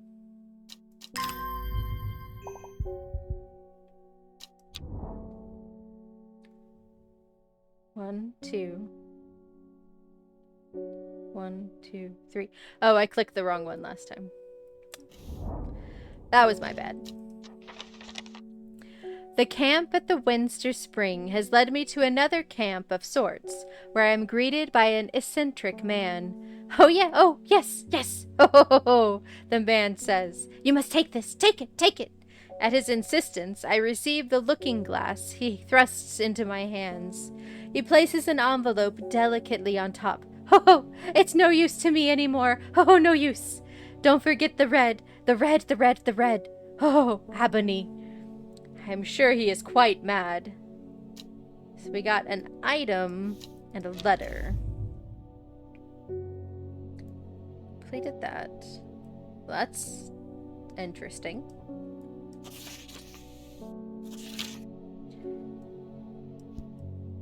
It is said that the red ebony plant has the property of uncovering that which is hidden or secret. I have perfected a device designed to use extract from the plant in concert with a viewing window in order to permit the user to see magics otherwise invisible to the naked eye. Alright, so we need the red ebony.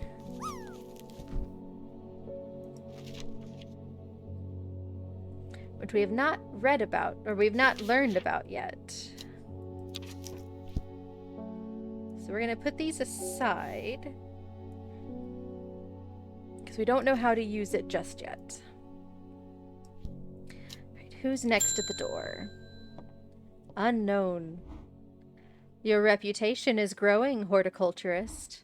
I hear you are the person to come to for plants that are difficult to acquire.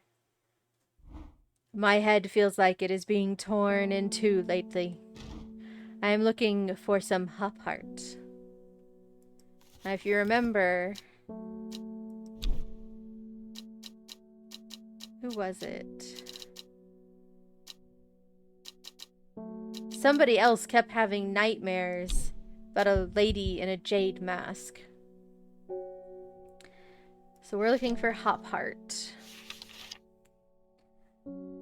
Inhaling smoke from burning the dried leaves of this plant can provide pain relief.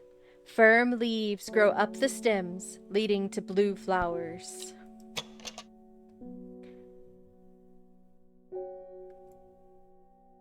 So blue flowers and firm leaves.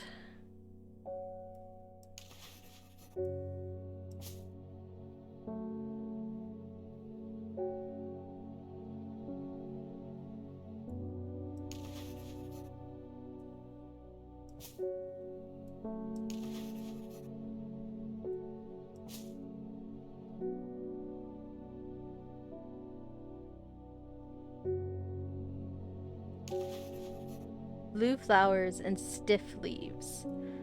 Sounds like it. Identified hop heart. And learned about copper Caledonian.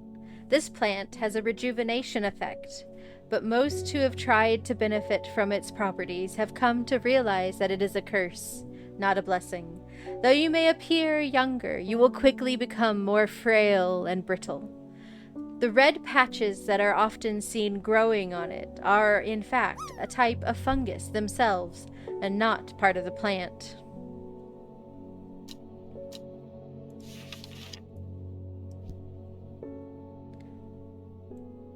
Alright, let's see who's next.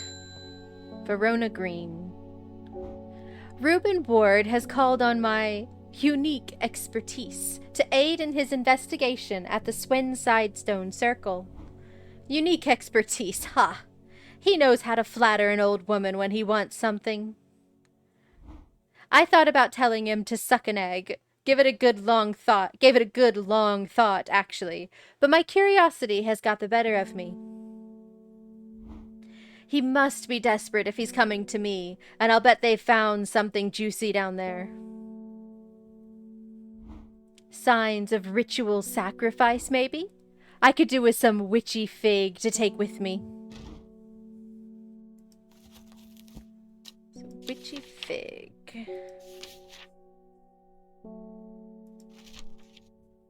A plant that is said to have many uses, including easing the symptoms of infection, soaking up moisture, and detecting the presence of certain compounds. It is also well liked by butterflies. It has similar leaves to the fever kiss plant, which it is often confused with. All right. So it has some sort of fruit.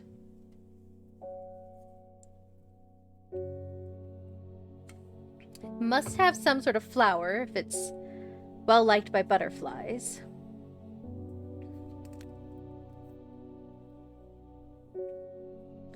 Let's see.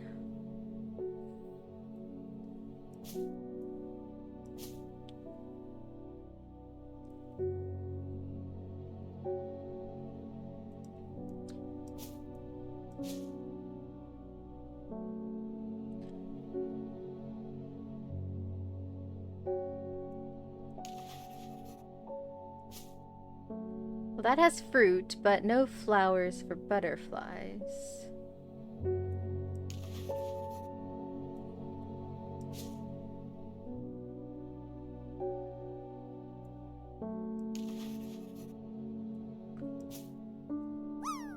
Did not give us many clues to go on for this one.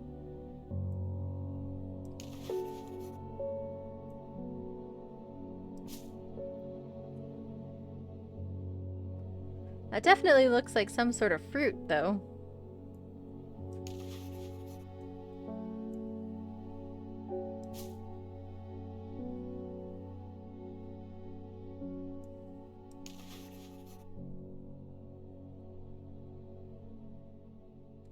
Let's see.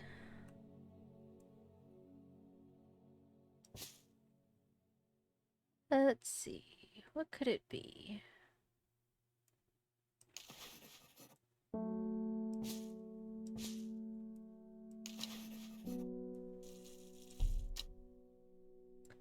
Not that one.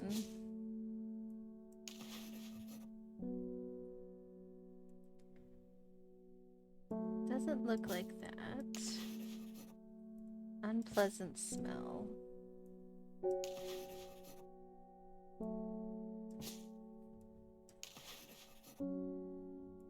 Pink flowers. Well, maybe it is one of the berries. So I have 2 berries.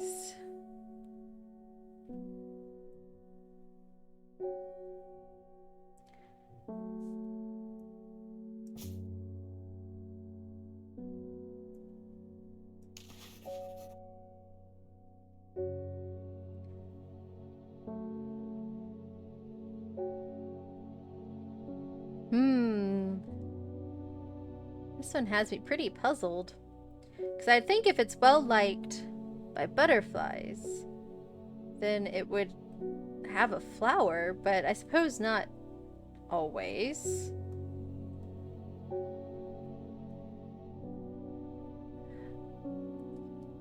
I have these 2 that have berries.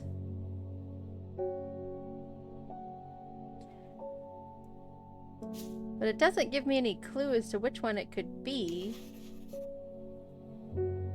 Although this would make sense because it says it's similar to the fever kiss. So one would be the fever kiss, the other would be the witch fig. So, you know what? Well, let's just try one of the berries. We'll try these yellow berries, I guess. Well, what is fever kisses? You know what? Let's look at fever kiss. Might be able to narrow it down. Fever kiss. So fever kiss has red berries. So that would make this one witch fig. I think. I hope. Let's give it a try. Woo! Witch fig identified. And we learned about Jacob's worth. People tend to be drawn to the unusual flowers of the Jacob's worth, but it is the leaves that have the most interesting properties. It is said that they will point the way towards any person you wish to locate, and have been used successfully to find many a lost wanderer out on the fells.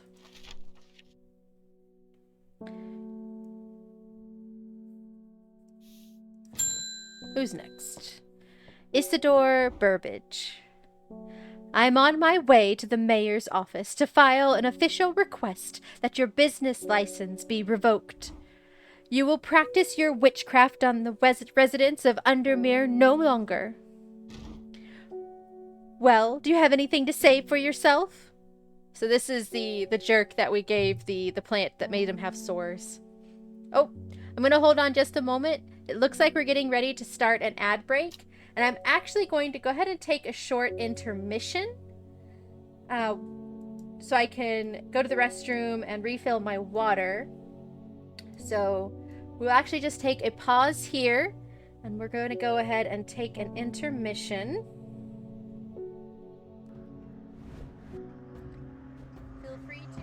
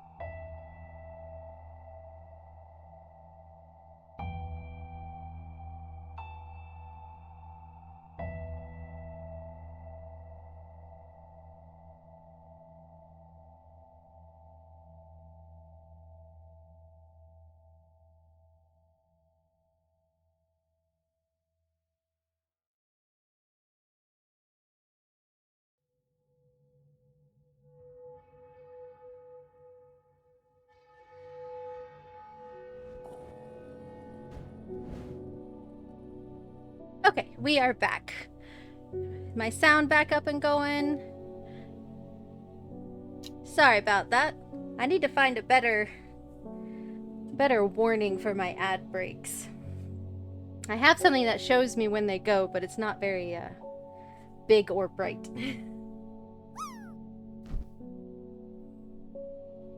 All right. So we're trying to decide what to do about Isidore Burbage. We could give him Storian or Hinchuck.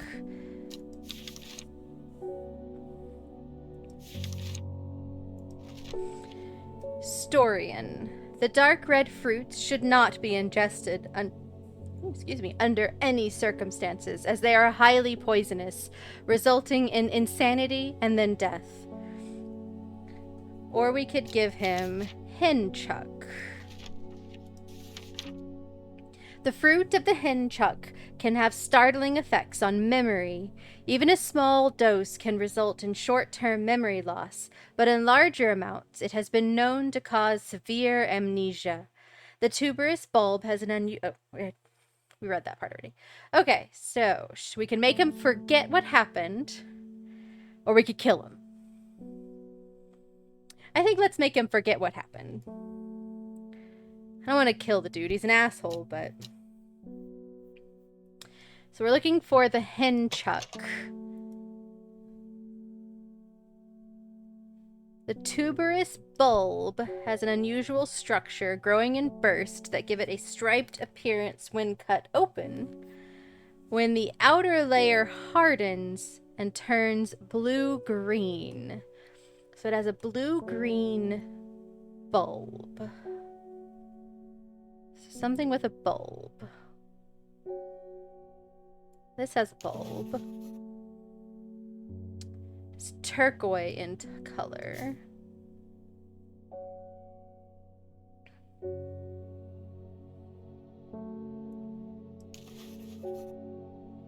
That's definitely a bright green bulb.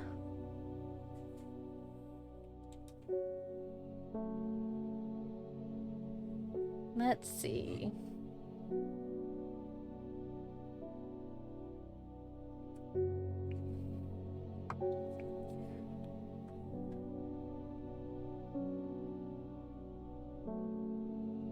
I mean, this one that's turquoise. Oh, this has one.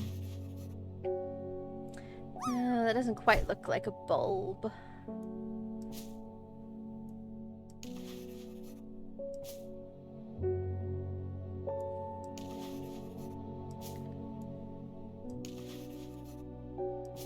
Let's see.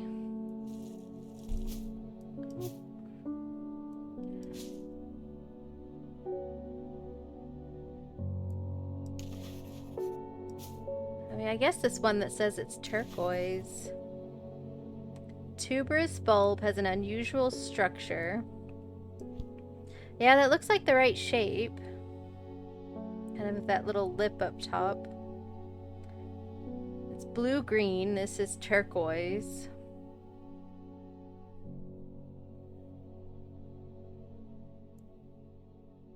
Oh, so it does have fruit. The fruit of... Okay, so yeah, this is it. So we will make him forget. Hinchuck identified. And we learned about Royal Gentian. Sometimes called Everheart, the pink flowers of the Royal Gentian are made up of two large kidney-shaped petals. One of the few known ways to release the bind of swift snare is to apply a paste created from the sap of Royal Gentian. We're still trying to figure out what this red ebony is. But we don't have anything called that yet.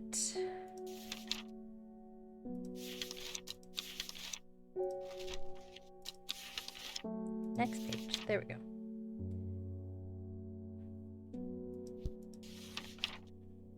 I don't think it's anything that has a secondary name of red ebony.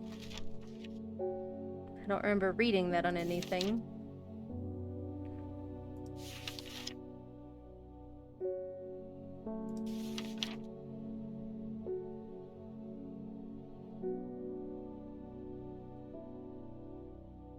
Loweth.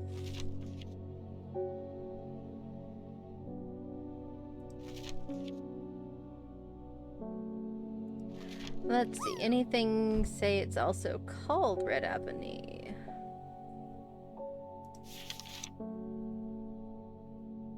Sandfire.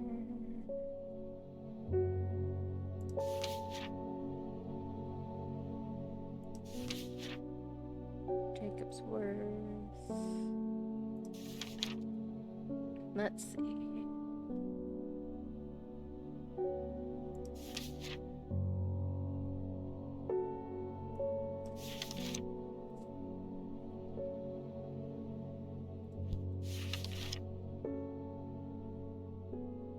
Everheart.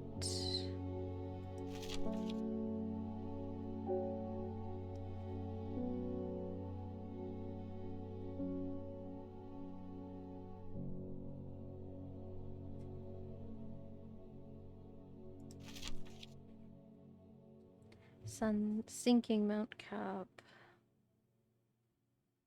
Fingers Bane. Blue Aloe or Blue Winter. Okay, we don't have anything that's called Red Ebony, so that's gonna have to wait. So let's start the next day.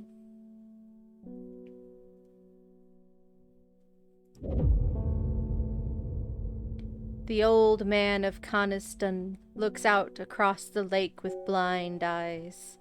His mind wanders with the current, floating gently southwards to the fork.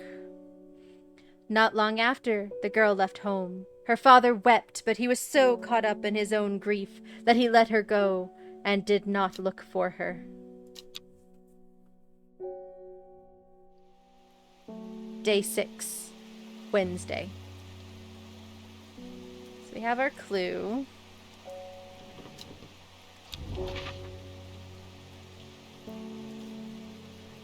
The old man of Coniston.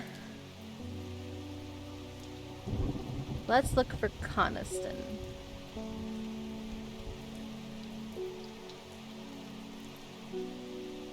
Ah, the old man, and this is Coniston water. The old man of Coniston looks out across the lake with blind eyes. His mind wanders with the current, floating gently southwards to the fork. So that would be here. Clue completed. The heavens open up as I reach the fork. I take a moment to pause and listen to the water on water. I'm soaked through, but my spirits are high as I return home. I am not empty-handed. 2 new plants today. 2 new flowers. All right. Eleanor Brommer. The insects make the salt marshes uninhabitable. People stay away, and not much grows there, but I know where to find an unusual plant. I have drawn you a map, in case you decide it's worth your time. All right, then.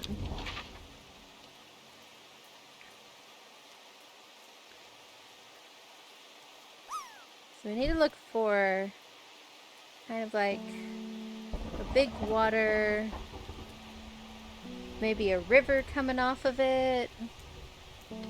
Let's see.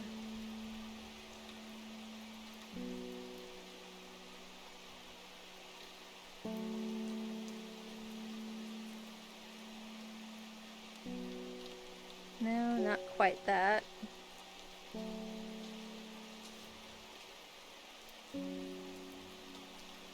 This looks promising. That looks like that little peninsula, a little lake, and a bigger lake. And then that would be along here where the soil changes color. So that's that. I think it'd be here. The air is thick with flying, biting insects. An unbearable plague. I fight against it for mere moments before I am overwhelmed. If only I had some blue winter to keep them at bay.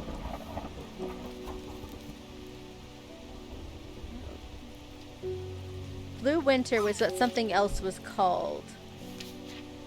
Yes, winter boar, also known as blue aloe or blue winter, after its cool blue-gray flowers.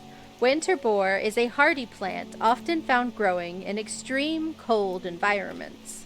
The rubbery leaves make an effective insect repellent when applied to the skin. The blue-gray flowers. I know we had one that looked like that. Where'd it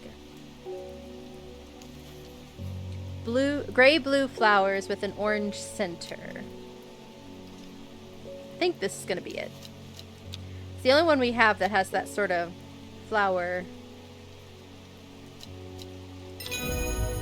plant identified. And we unlocked Dranthium, a plant with powerful mind-altering abilities. Those who inhale smoke from burning its long, sharp leaves elevate their awareness to levels otherwise unachievable. Some know Dranthium as Green Eye, a name derived from the telltale sign of overdose when even the whites of the eyes take on a green tint. The blue winter saves my skin, but the swirling mass of insects is so thick in places that it is hard to see. At length, I come across what I came for and hurry away. Got a new thorny plant. Completed that. Alright. Even the whites of the eyes, Corteth. Even the whites.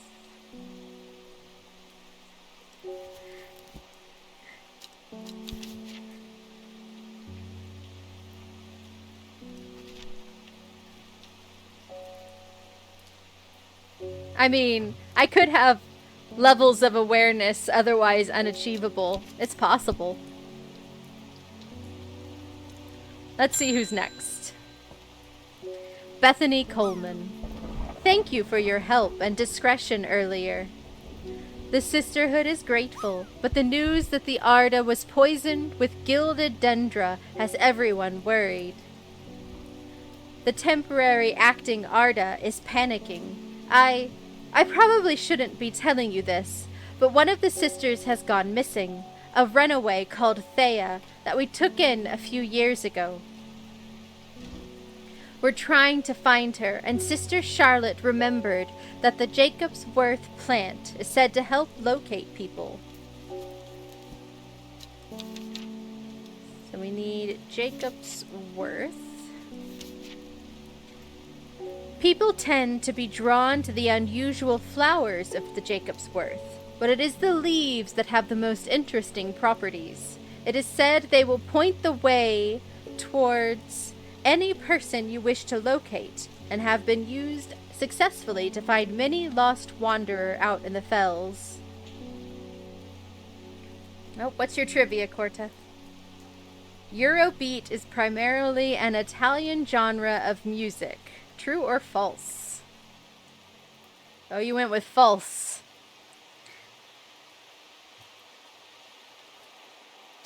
I did update it. There is now no longer a limit on how much you can bet for the spin slots or the trivia game.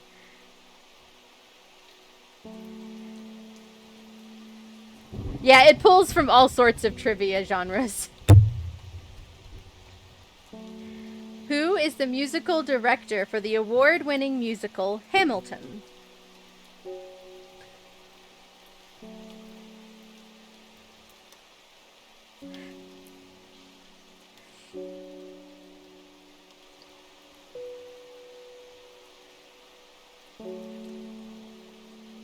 I don't know if he was the musical director.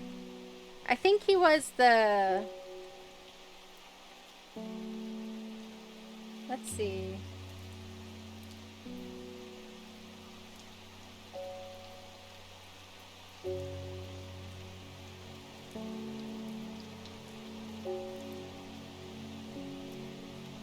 Alex Lackamore was the musical director.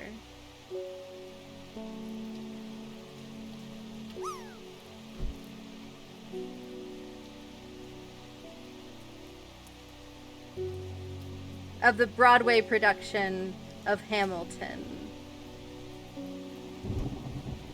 Lin-Manuel Miranda was the playwright, composer, lyricist, and actor.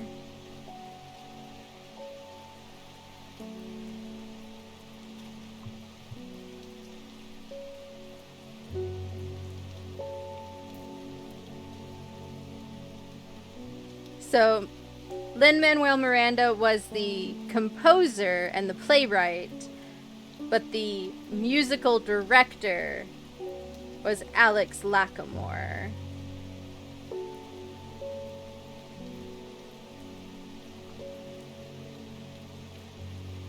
Hey!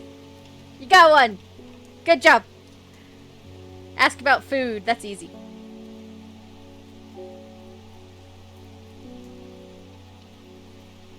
Alright, so we're trying to find Jacob's worth. It is said they will point the way towards any person you wish to locate and have been used successfully to find many lost wanderer. Yeah, being from the south, you better know where gumbo originated. Okay, so which one has leaves that look like that?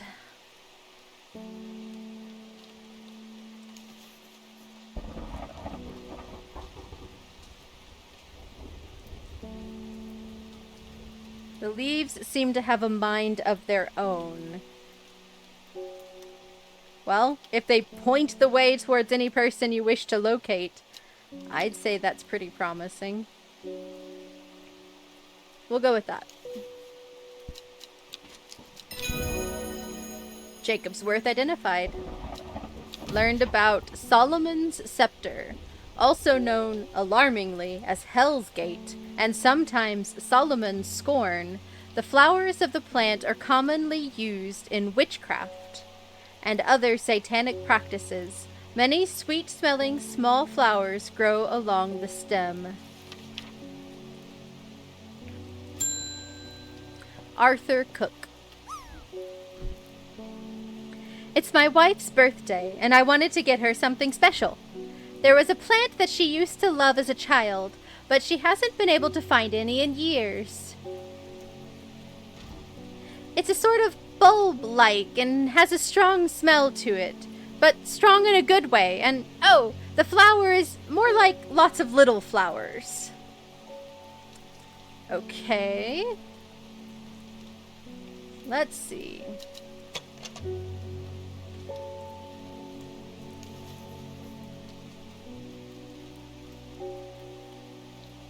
This is pungent but not unpleasant. And it has lots of little flowers and a bulb. I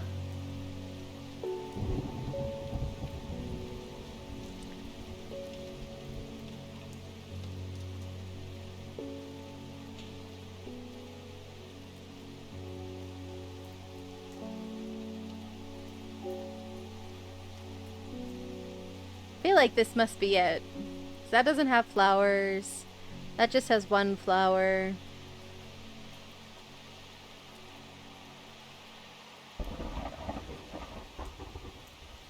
So yeah, we're gonna go with this.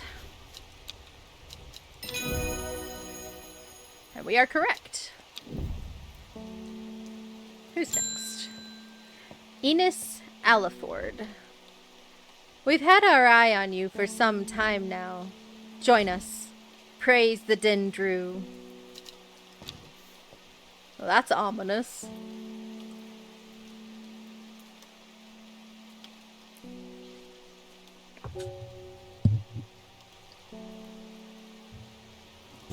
Let's see what this letter says. I represent a group called the Seeds of Redemption. Your expertise would be very useful to us, and we have much to offer in return. Let us know we can count on you by leaving a single St. John's poppy flower outside the Sadge Hill Church before Friday. Do not make the mistake of ignoring us. praise the Dendru. Huh. Well. Well.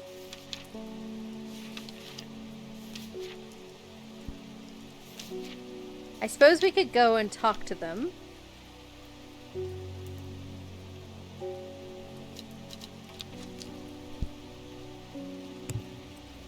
It's only Thursday. Let us know we can count on you by leaving a single St. John's poppy flower outside the Sage Hill Church. Seeds of Redemption. Well, I suppose we could bring them a St. John's poppy. Where is Sage Hill? There we go. The church isn't hard to find in the small hamlet of Sagegill. This must be the place. We need St. John's poppy.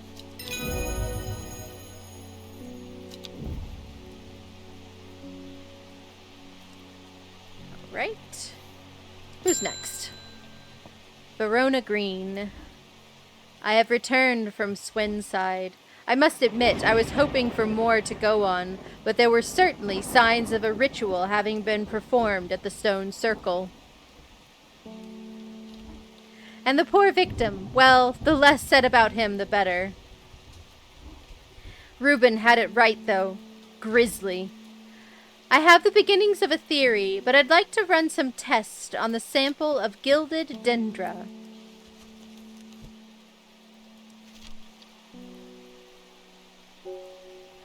Do not drink the sap of this plant. The lips and veins will turn black as the blood succumbs to dendra's miasma, a sure and painful way to die. The poison is so potent that even touching the leaves of the plant can be painful.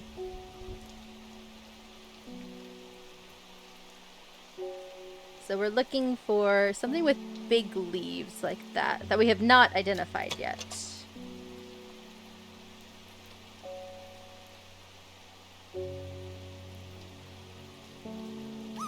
Let's see.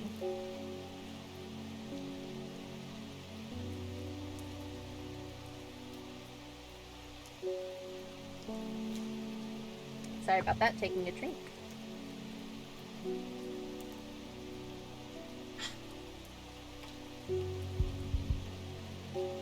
Let's see.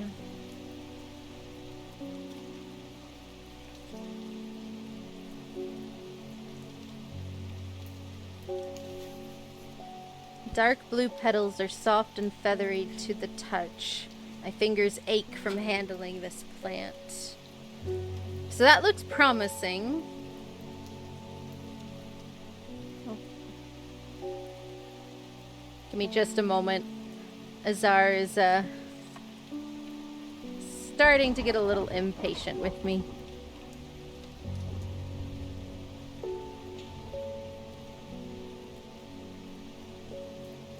Come here, Azar.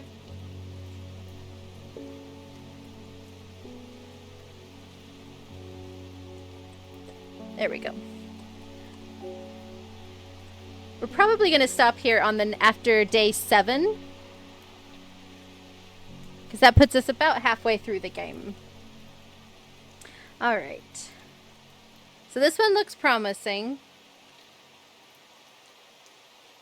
Doesn't say anything about the flowers, though. But that's promising. We'll set that aside. But something else with big leaves like that we have not identified.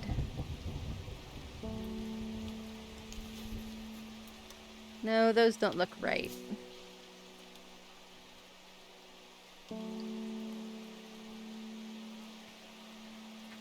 I think it's got to be this.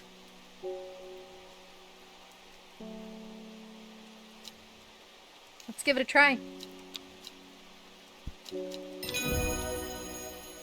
Gilded dendra identified, and we learned about Maiden's Sorrow. Rubbing the soft leaves of this plant between one's finger and thumb is said to prevent the mind from wandering, providing a focusing effect. The flowers of this plant droop mournfully, but it is the thorns along its stem that are thought to lend to its name.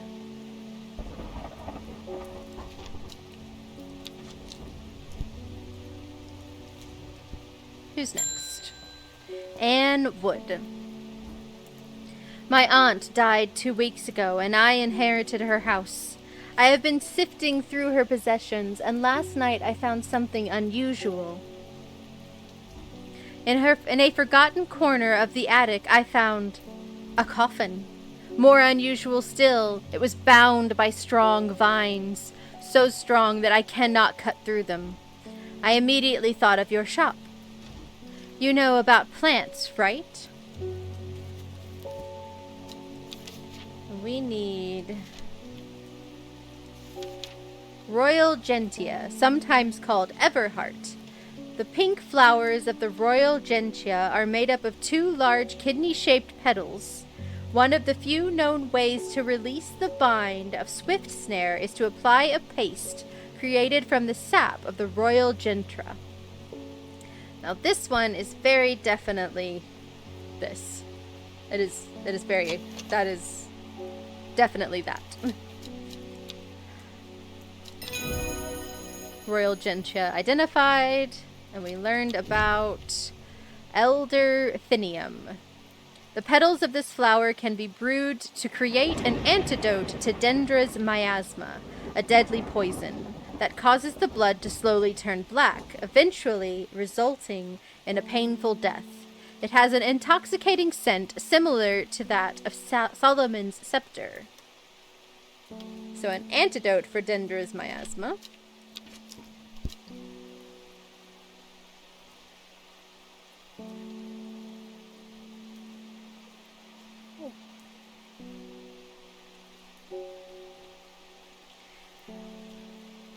All right.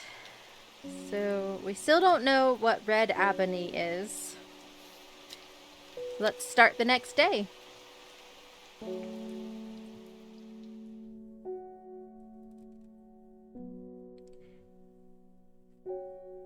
Oh, thank you, SiriBot, for banning the bot.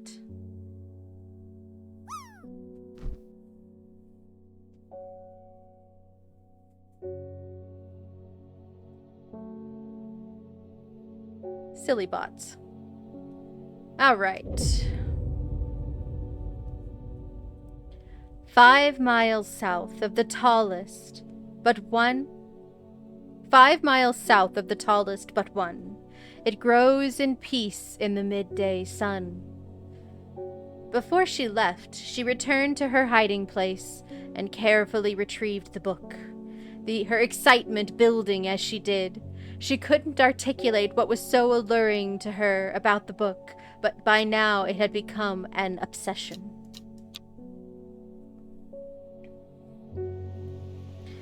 Day 7, Thursday. Let's find our clue. 5 miles south of the tallest but one. It grows in peace in the midday sun. So the mountains have heights on them. So let's see. 978 is the tallest I see.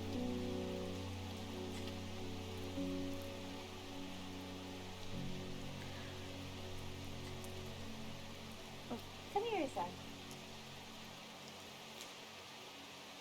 Let's see. There's nothing over there. So that's 551. That's not it. 873. 899. 826. 902. So it says the south of the tallest but one. Does that mean the tallest or the next tallest? Well, there's the tallest. 1, 2, 3, 4, 5.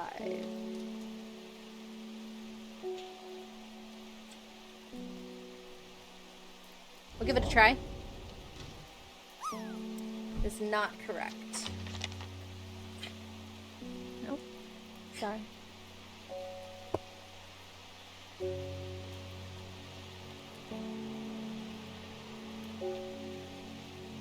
Sorry about that. Azar is getting a little antsy.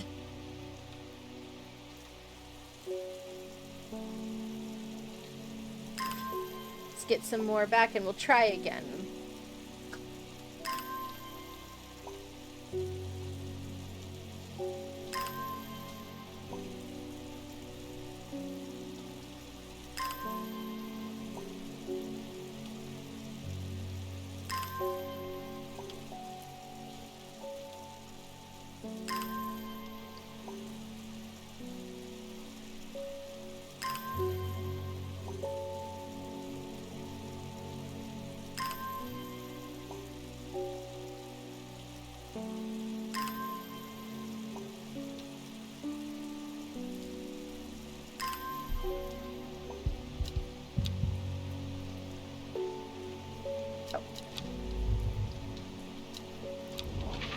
Alright, let's try this again. 5 miles south of the tallest but one.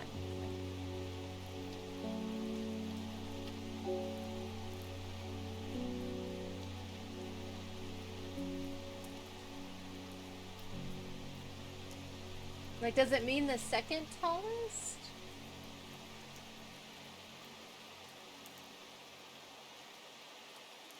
This one is not very clear how it's worded.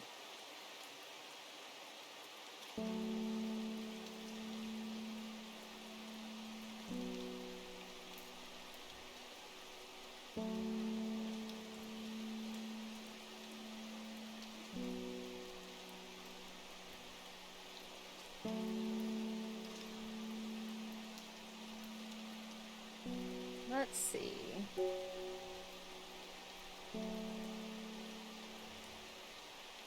Five miles south.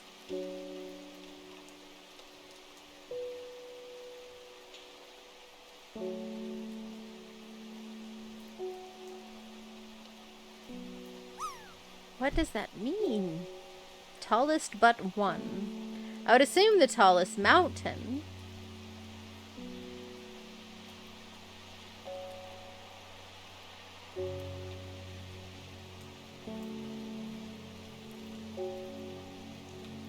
But does it mean the tallest or the next tallest, which I think would be Bowfell?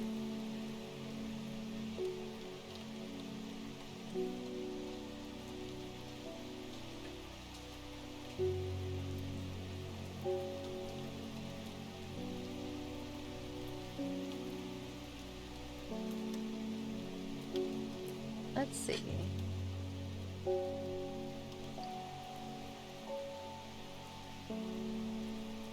Well, we tried 5 south from Seafell Pike, so let's try 5 south from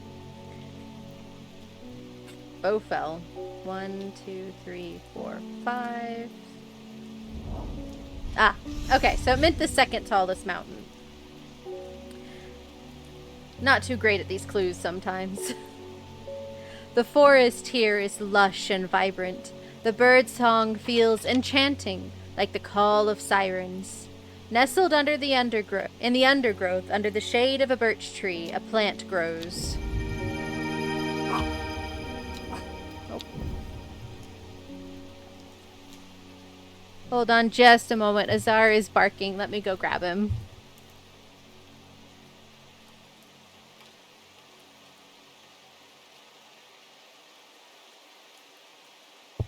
Okay. Like I said, we'll go through this day. This will be about halfway through the game. Put that away. Who's our first customer? Anne Wood. I was able to strip away the swift snare of vines and lift the lid, with more than a little trepidation, I'll admit. To my relief, but disappointment, the coffin contained nothing but dust. At least that's what I thought at first. But when I looked closer, I discovered a golden amulet embedded in the gray ash. On the back of the amulet is an inscription that says, "With Solomon's scepter I awake." Solomon's scepter. That's a plant, right?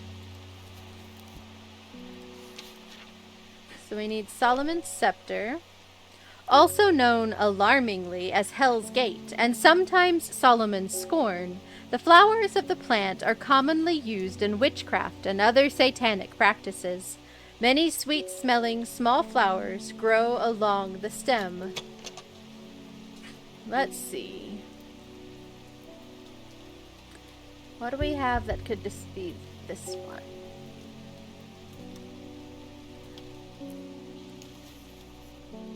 That doesn't look right. What about this one? That looks promising. The smell is alluring. So that sounds like sweet-smelling small flowers. Let's give that a go. Plant identified. We learn about long vericund. Sometimes called witch's remedy, the long vericund is believed to lift curses. Small leaves grow in pairs along the stem. David Schaefer, the mailman. I heard a shepherd got killed by some wild beast up near the Swinside Stone Circle. They say it slaughtered half his flock as well. People round here don't seem too bothered, but it's got them panicked down Foxfield way.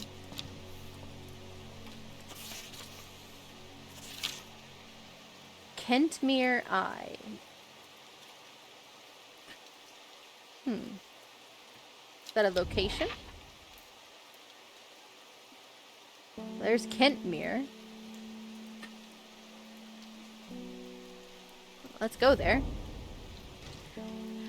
I descend into a pleasant valley where the village of Kentmere is situated. On my way, I pass the Brockstone, or Badger Rock, which has always been popular with local children who challenge each other to scramble up its craggy sides. I make a beeline to the village church, St. Cuthbert's, which is sheltered by an ancient yew tree. There are many plants to admire amongst the headstones and tombs, but sadly nothing extraordinary for me to find today. Okay.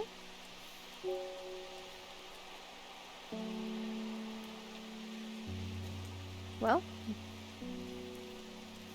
who's next? Verona Green.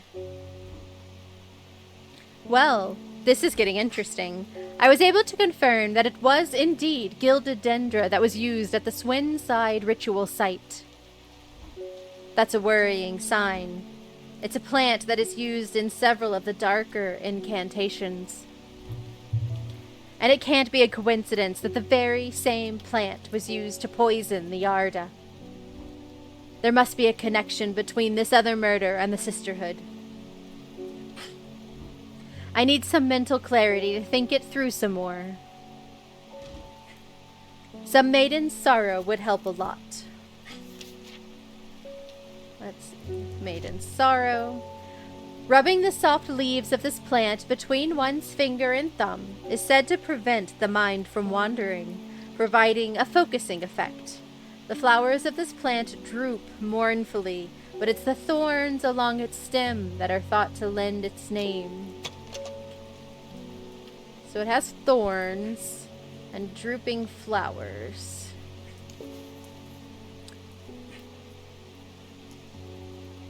So that looks promising. Maiden's sorrow identified.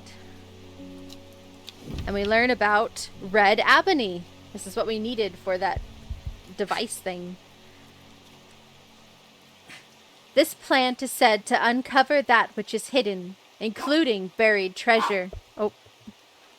Azar, no barking. This plant is said to uncover that which is hidden, including buried treasure and secret writings.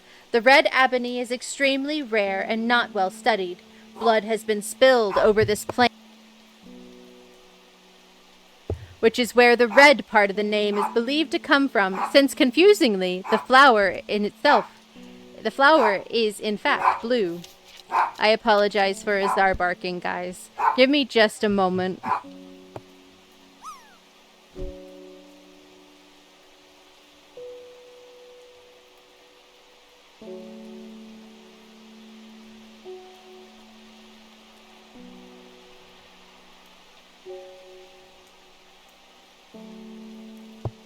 So sorry about that. Oh, you just stopped barking.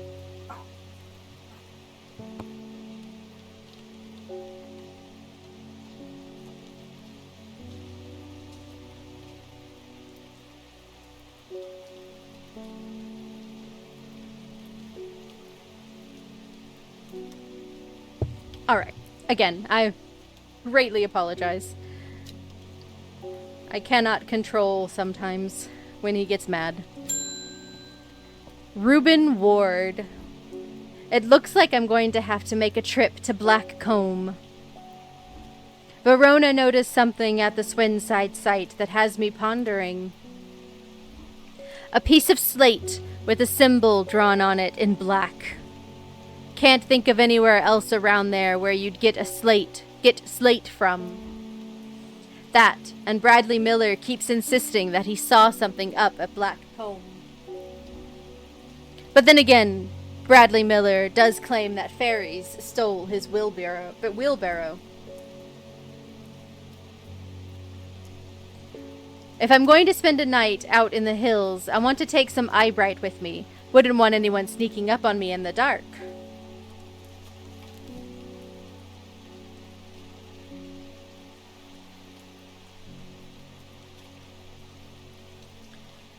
So we need eyebright. Take care not to touch its brightly colored thorns. They will do no lasting damage, but they contain a small amount of venom that will cause severe pain for several days after. A plant that only grows in the south in warmer climates, where they call it loath after a long dead king, known to improve eyesight at night, even the darkest places. So it has thorns that are brightly colored.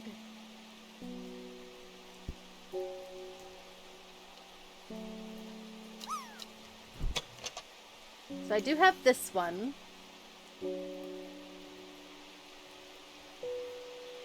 I don't think I have any other one with thorn that I haven't identified already. So yeah, we'll try this one.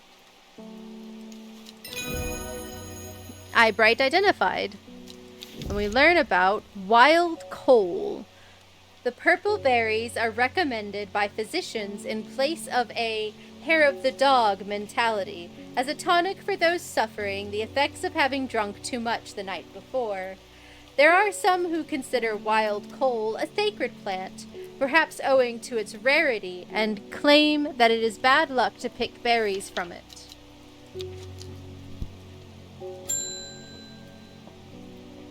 Forest Fair. Does it ever stop raining in Undermere? You have a reputation in town for knowing about unusual plants. I need some gray sandfire. Nobody around here seems to even know what I'm talking about, but I hope I'm in the right place now.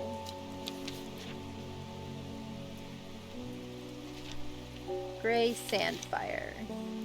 Sandfire has a tough outer bark, which has many useful properties. Some chew it as a form of dental hygiene, with taking care not to swallow it, as it can cause unpleasant stomach distress. The flame-like tendrils give off a smoky scent, adding to the impression of a roaring fire. Well, this is... I've only really got that one that has tendrils.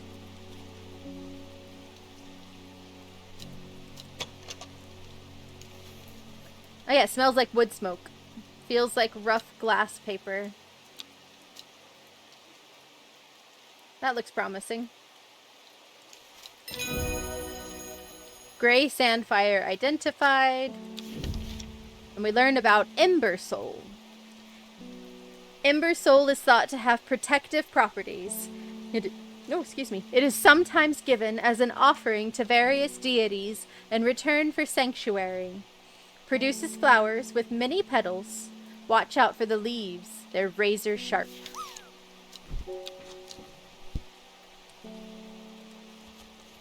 Let's see if we can identify what red ebony is, so that we can start with that on our next playthrough. Azar has settled down for the moment, but I do want to try and stop before this next ad break, so we will be stopping here, but let's identify red ebony first.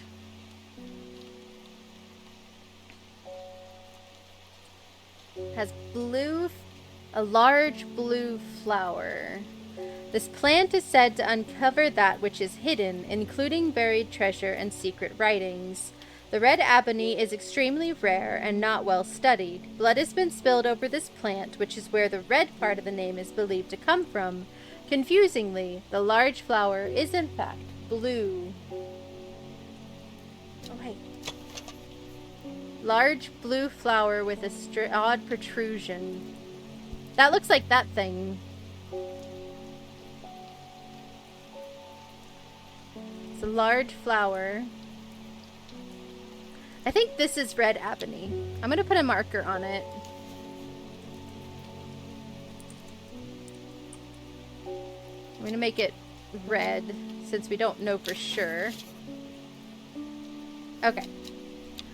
Alright, with that, my friends, I believe I'm going to go ahead and call it a day.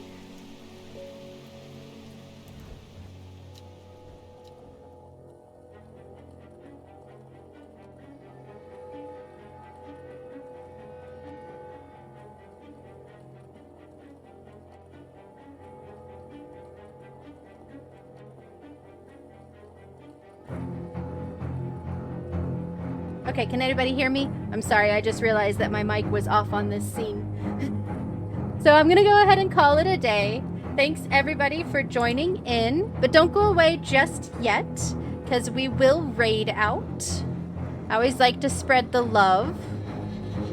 So let's go see who we can raid into.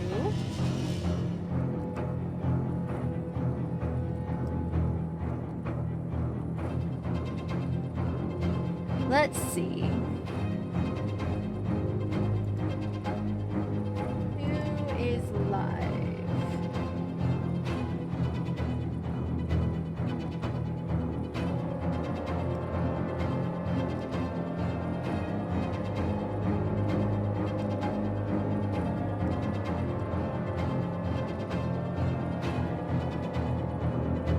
Let's see, is anyone else playing some Strange Horticulture?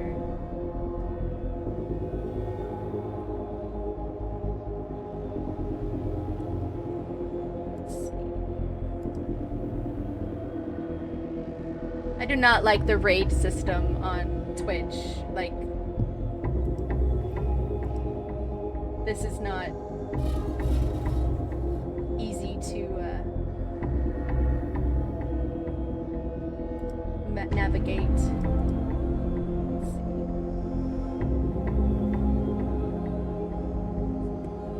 Let's go.